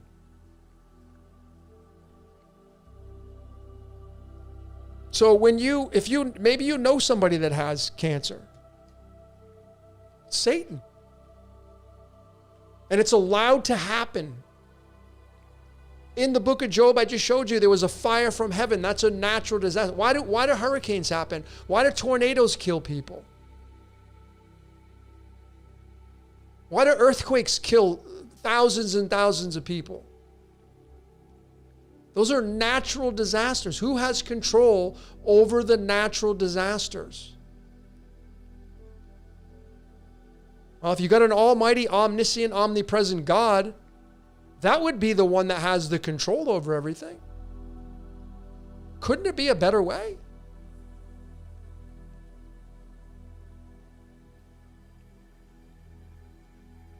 Ladies and gentlemen, I never looked at the book of Job that way because I just, even when I was at JW, I never really read the Bible. I was just programmed by what the Kingdom Hall would tell you. And they package it so nice, and it is beautiful. And there are really amazing people. But when you go back and you read these stories, especially that story, it doesn't get any more clearer than, there's no way to skirt around what that text says. There's no way to dance around and say, well, Satan's to blame. No, he's not. He is an agent of the Yod. He works for the Yod. That's what it says in that text. And did you hear Satan say, hey, did you hear Satan tempt God, or did God tempt Satan? Did the Yod tempt Satan, or did Satan tempt the Yod? No, the Yod says, hey, have you considered my servant Job? Like, why would you tempt him? It's absurd. The whole story is absurd. But there are real people that die by the sword. There are real people that get butchered and killed and murdered. And there are real natural disasters. And there's volcanoes and earthquakes and hurricanes and floods. And there's all those kinds of things that happen all the time. And really, people die from cancer. And I just showed you the numbers to back it up.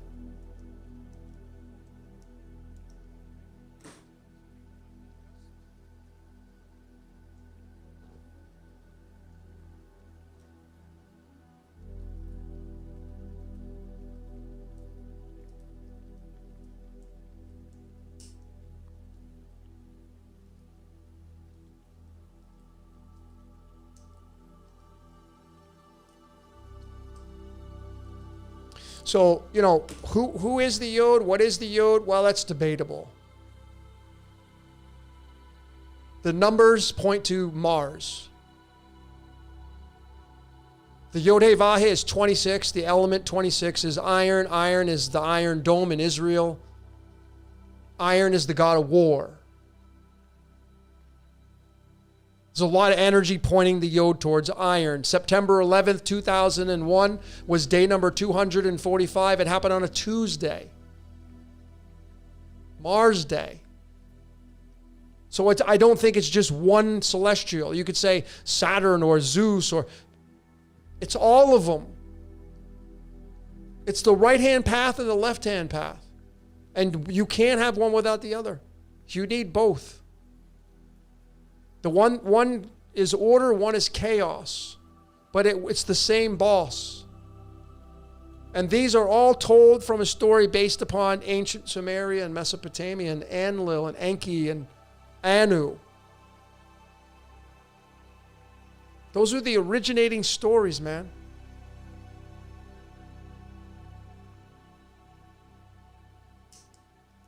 And again, I question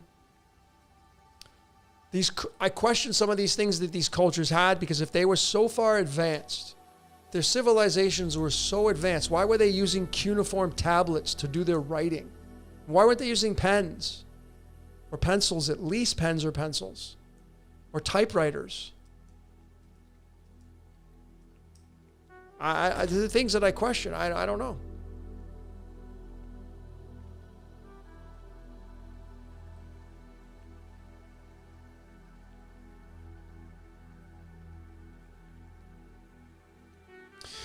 All right, let's wrap this one up, folks. I've done enough ranting tonight. Crusader, I already decoded Bitcoin twice. I'm not doing Bitcoin again unless I feel compelled to. I don't really see a reason to. If you go to my cryptocurrency section under my playlists, you'll see Bitcoin twice. I've decoded The Economist magazine, 1988.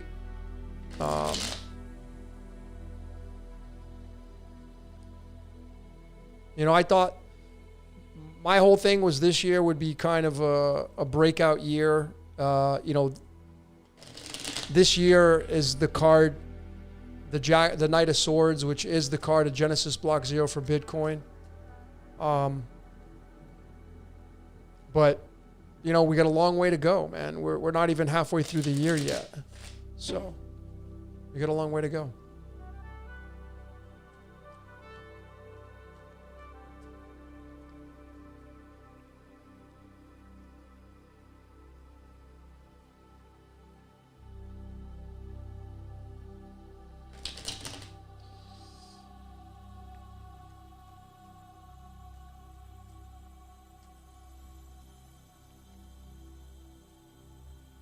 No, I haven't decoded. I haven't really looked at anything mainstream.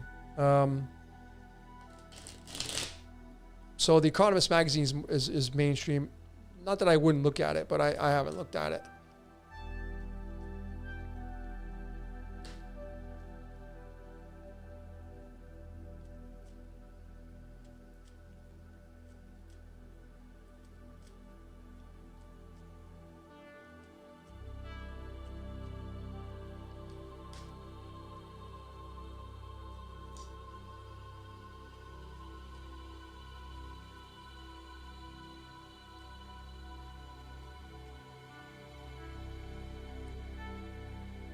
Oh yeah, before I forget, let's get into some, I just really quickly, health and I have these supplements on my desk. I wanted to give all of you, I get asked this a lot.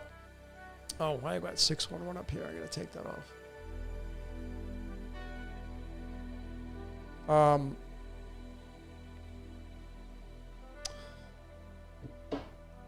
I get asked a lot, like, what are my habits? What am I doing for supplementation, all that stuff? I do want to let you know, this supplement here, I absolutely love it. It's freaking amazing. I think a lot of people, especially here in Mexico, electrolytes are a big deal because it's a little warmer all year round, so you sweat more. So obviously I'm being a little biased because, you know, this is definitely a game changer, but some of you in this chat are electrolyte deficient, and this stuff is really, really good. I really, really like this product. And then I found this video, or I shouldn't say I found it. This video was given to me through the code, and it's just it was on salt. And I'm a huge salt fan. And, you know, normally I have been using pink Himalayan salt. I did get into the Celtic salt, but until I found out that it was really high in arsenic, I think. So that was it for me. But this salt right here, ladies and gentlemen, is the granddaddy of them all. Until something knocks me off, this shit is the bomb, and it's this one. This salt, ladies and gentlemen, is absolutely amazing.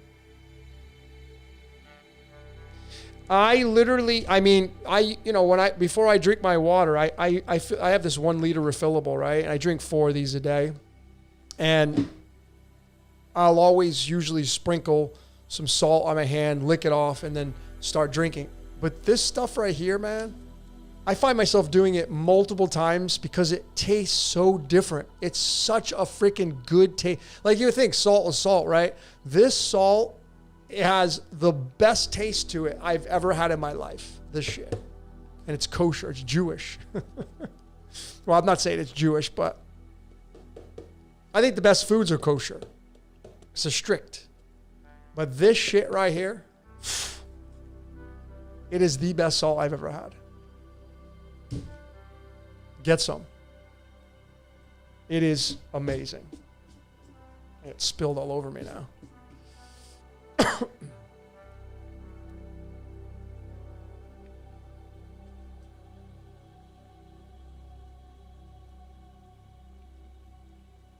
All right. Let's get a couple tarot cards. We're going to wrap this one up.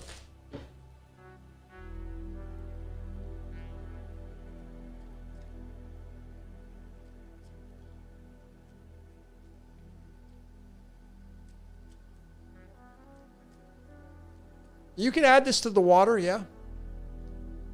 You can just take some of this and put it in your water for sure. I just like the taste of it. Like I whenever I do the pink Himalayan salt, it was like swallowing a pill. It was like you do it because why would you take salt before you drink the water? Because the potassium, especially the potassium, which is tied to the sun.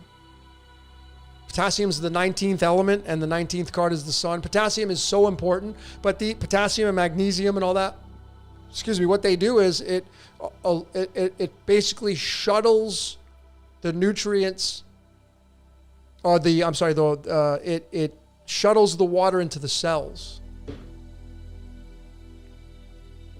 So when you drink the water, a lot of you just drink the water and you don't really feel hydrated. When you take the salt and the potassium and the minerals, they help hydrate the cell.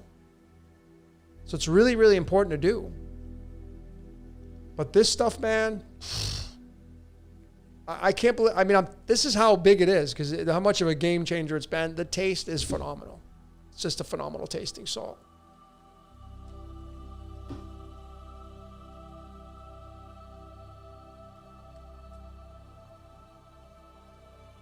Yeah, it's cheap. You're welcome. It's not even expensive. It's really cheap.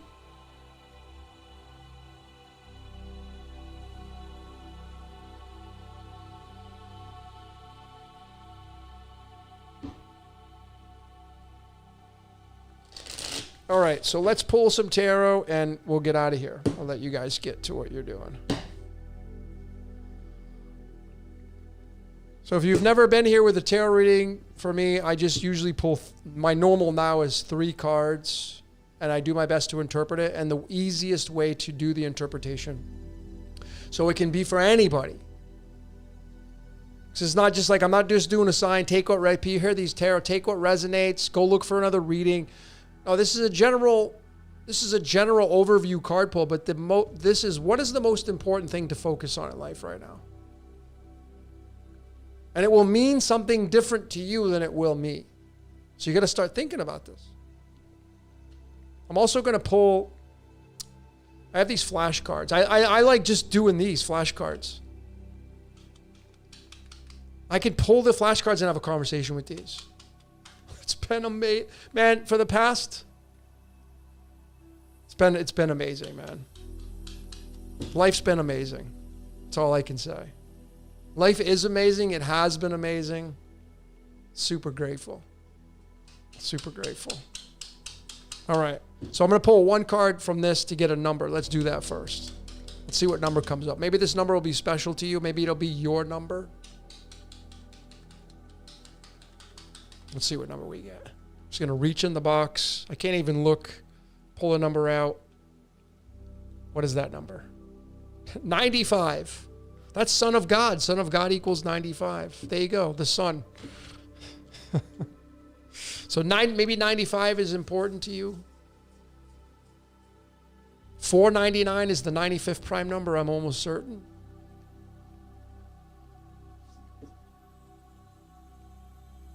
All right, let's get three tarot cards.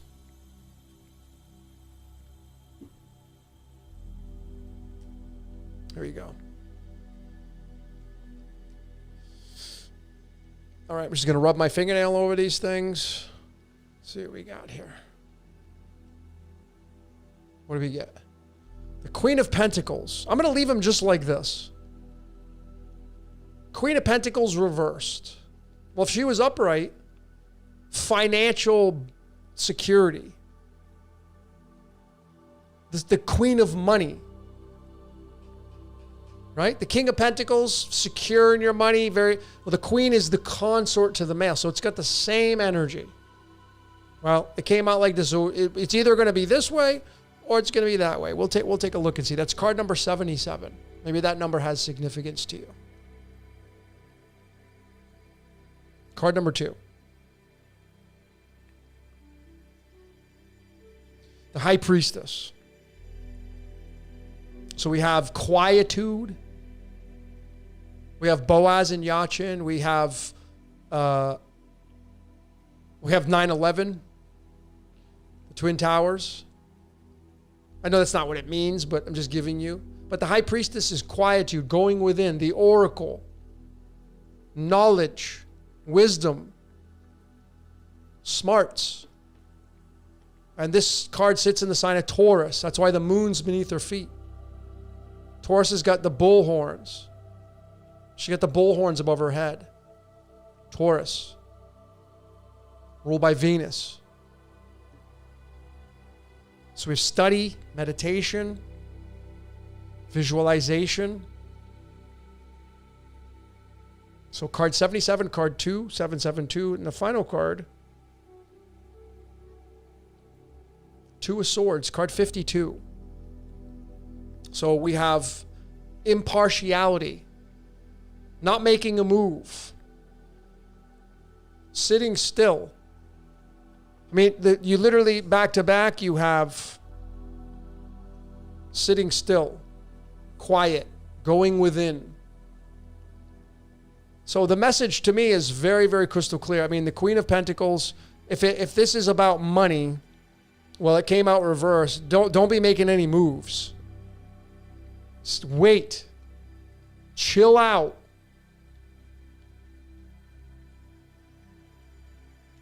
Chill out. And if it's security, some of you are looking for security, but it's not happening.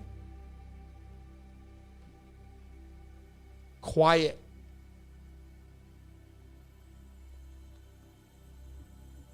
I get quiet written all over this. Be quiet. What's the most important thing to focus on? Slow down, man. We know that life is speeding up. We know it's getting faster and faster. That's because the operating system is faster and faster. We're literally keeping up with the operating system of life. Like way back in the day when AOL dial-up came in, it was that slow. Life wasn't as fast back then. We're going in line with the operating system. Now we're at, what, 5G towers? Fast. Bam, fast, fast, fast. So this energy here is, especially these two together, is chill out. Slow down. Don't make any hasty decisions with your money. Save. 52 to 70, 120, 74, 126. Let's get an astral card. This deck. See if we can't focus on a specific house or a celestial placement. It's a big ass cards. Built for a horse. It's the fire horse this year. Okay, let's see what we get here.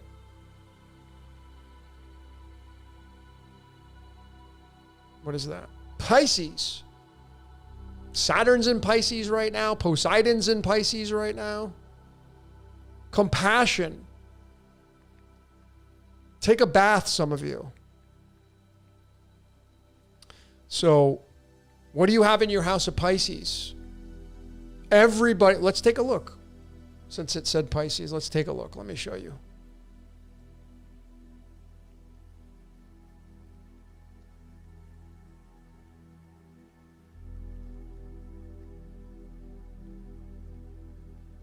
Saturn's there. Poseidon is there. Those are the really two big ones. Let me see if Ceres might be there. I don't think so, though. No.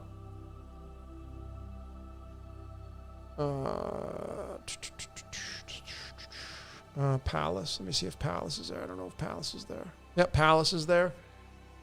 The goddess of wisdom.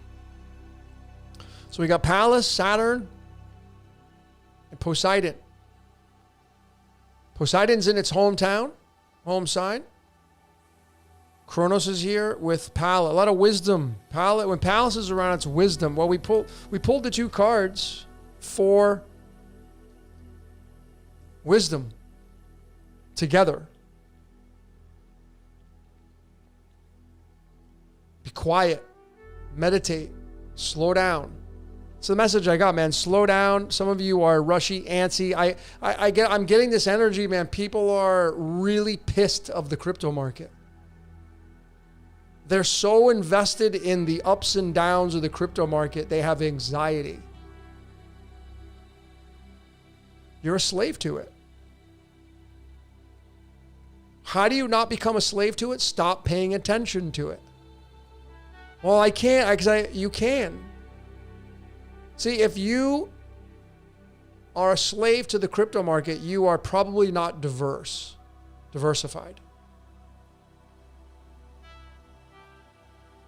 We have instinct here. The high priestess is the oracle, and we get the two of swords, which is the sine and cosine wave when it is coherent, when it is balanced. That means your life, if your life is temperance, it's balanced. Are you chaotic in your life, or do you have order in your life? A lot of you have chaos in your life. You like chaos. You crave it. Even though you don't want it, you crave it.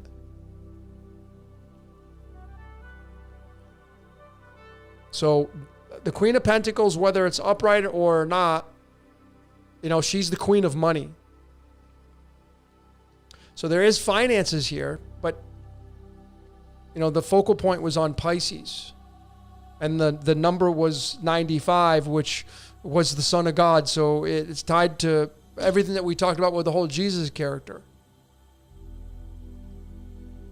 The main message I have, Pisces, water, compassion, being quiet. Some of you may want to go listen to some rain, thunderstorms, quiet your mind, meditate. Stop worrying about things in life.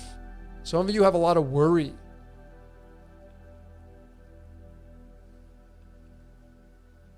Some of you have a lot of worry in your life. Like you're just creating so much of your own anxiety.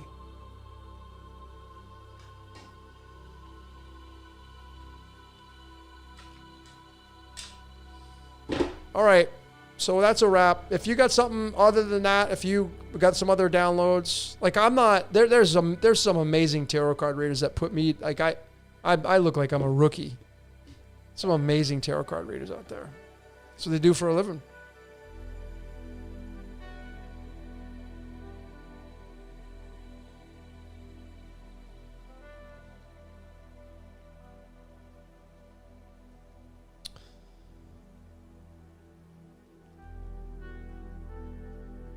Yeah, so I'm getting some feedback from you guys.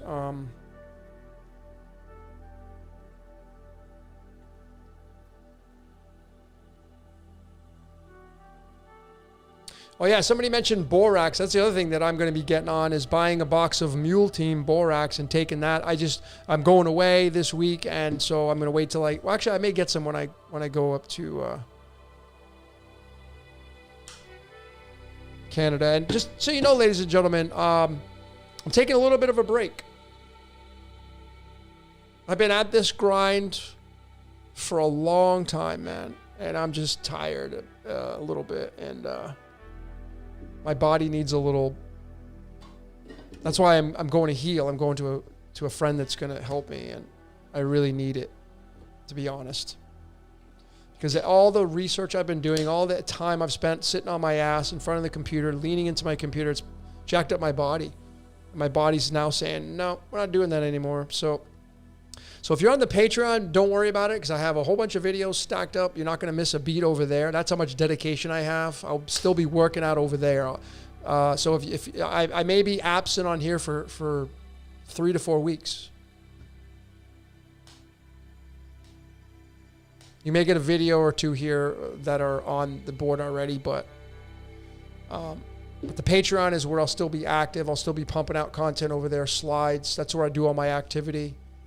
If you have not done the Spotlight course, again, what are you waiting for? There's no cost. The only thing you have to do is invest your time. Whoops. Spotlight.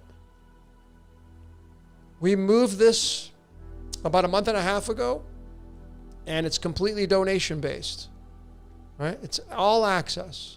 If you want to donate, we keep the lights on. We appreciate it. It's not required, though. So many people have jumped in on this. I'm really delighted. I just want to change the world, man. So get this when you can. I also want to let you know I put out another book on my Cosmic Sugar website under books. You can download this for free. I just released this a couple weeks ago. It's called The Electric Lamb. It's fitted for your phone. It's only 109 pages, so you should. And it's big text. So if you download it to your phone, 60% of you use your phone. You can download this for free. It's on the Cosmic Sugar website, cosmicsugar.org. So this is free. I got Name Your Body. That one's been for free. And if you do want my Cards of Earth Casino, it's $20. It's the only one I charge for. And then on the Spotlight, we got some books here that you can download for free. Capital Stars. We came out with this one, The Cosmic Codes of Human Design. Alchemical Cities. This one's pretty amazing. This one's new as well. So we got 3 books on here that you can download if you'd like to read. If you want to support the research, we do have, the Cards of Earth Casino. This is going to the cards and all that kind of stuff. We've got the pro bono system that we put out only on the Patreon. These are esoteric consultations for free. Another way to give back. I do these about every 2 to 4 weeks. Me and Danny got the critical question. We'll get the next one on June 21st. I'll be in Canada, but I'll be doing it with her anyway. This is her show, but kind of the co-host of this. So this has been really fun. Pretty amazing. But ladies and gentlemen, if you haven't done the Spotlight course, man, you know, if you want to learn about yourself, this is the best course online. There isn't another course better. I'm being biased, but I don't know any other course that has 8 modules. This is 8 different modules. The real human design. The true sky human design. Numerology, astrology, tarot, cosmic playing cards. You learn all, you have 14 cards. You learn all about those.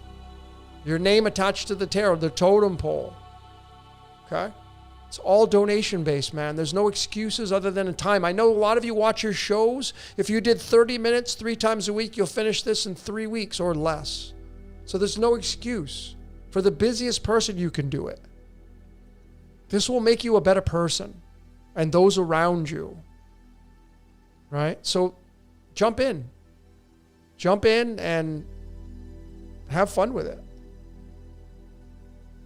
All right, download the books, get the course, jump in, get over on the Patreon, and you know, like I said, where am I going? I'm going to Canada. I'm going to Calgary for a month.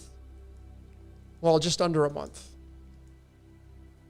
And I know there's a few people up there I'm going to end up meeting, but there's that. And I just will put this out there. If you are a 10 of hearts, I want to meet you.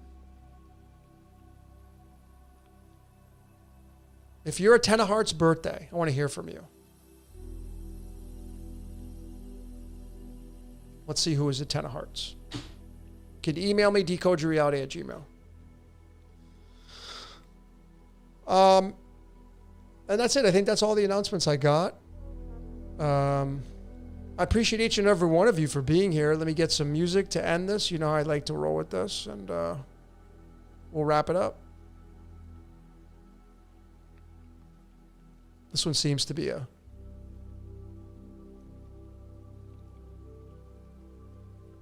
where is it at?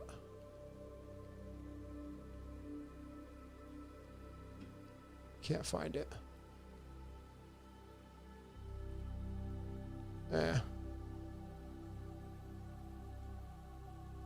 All right, give me a second. No, maybe I can't find it.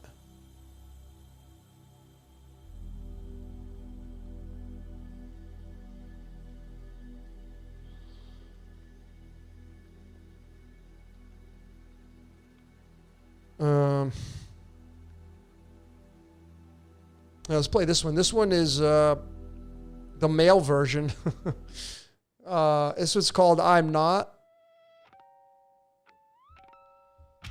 This is my band called Madruga. This is a AI generated band. This is how I create my music now. I got 2 bands. It's a lot of fun. So I appreciate each and every one of you. Signing off for now. My name is Logan for Decode Your Reality. And what's your question? And I appreciate each and every one of you. I'll see you later. Locked away, it's the end of this ledger for you. Holding on to this torturous venture, further away as I live through the pressure with you.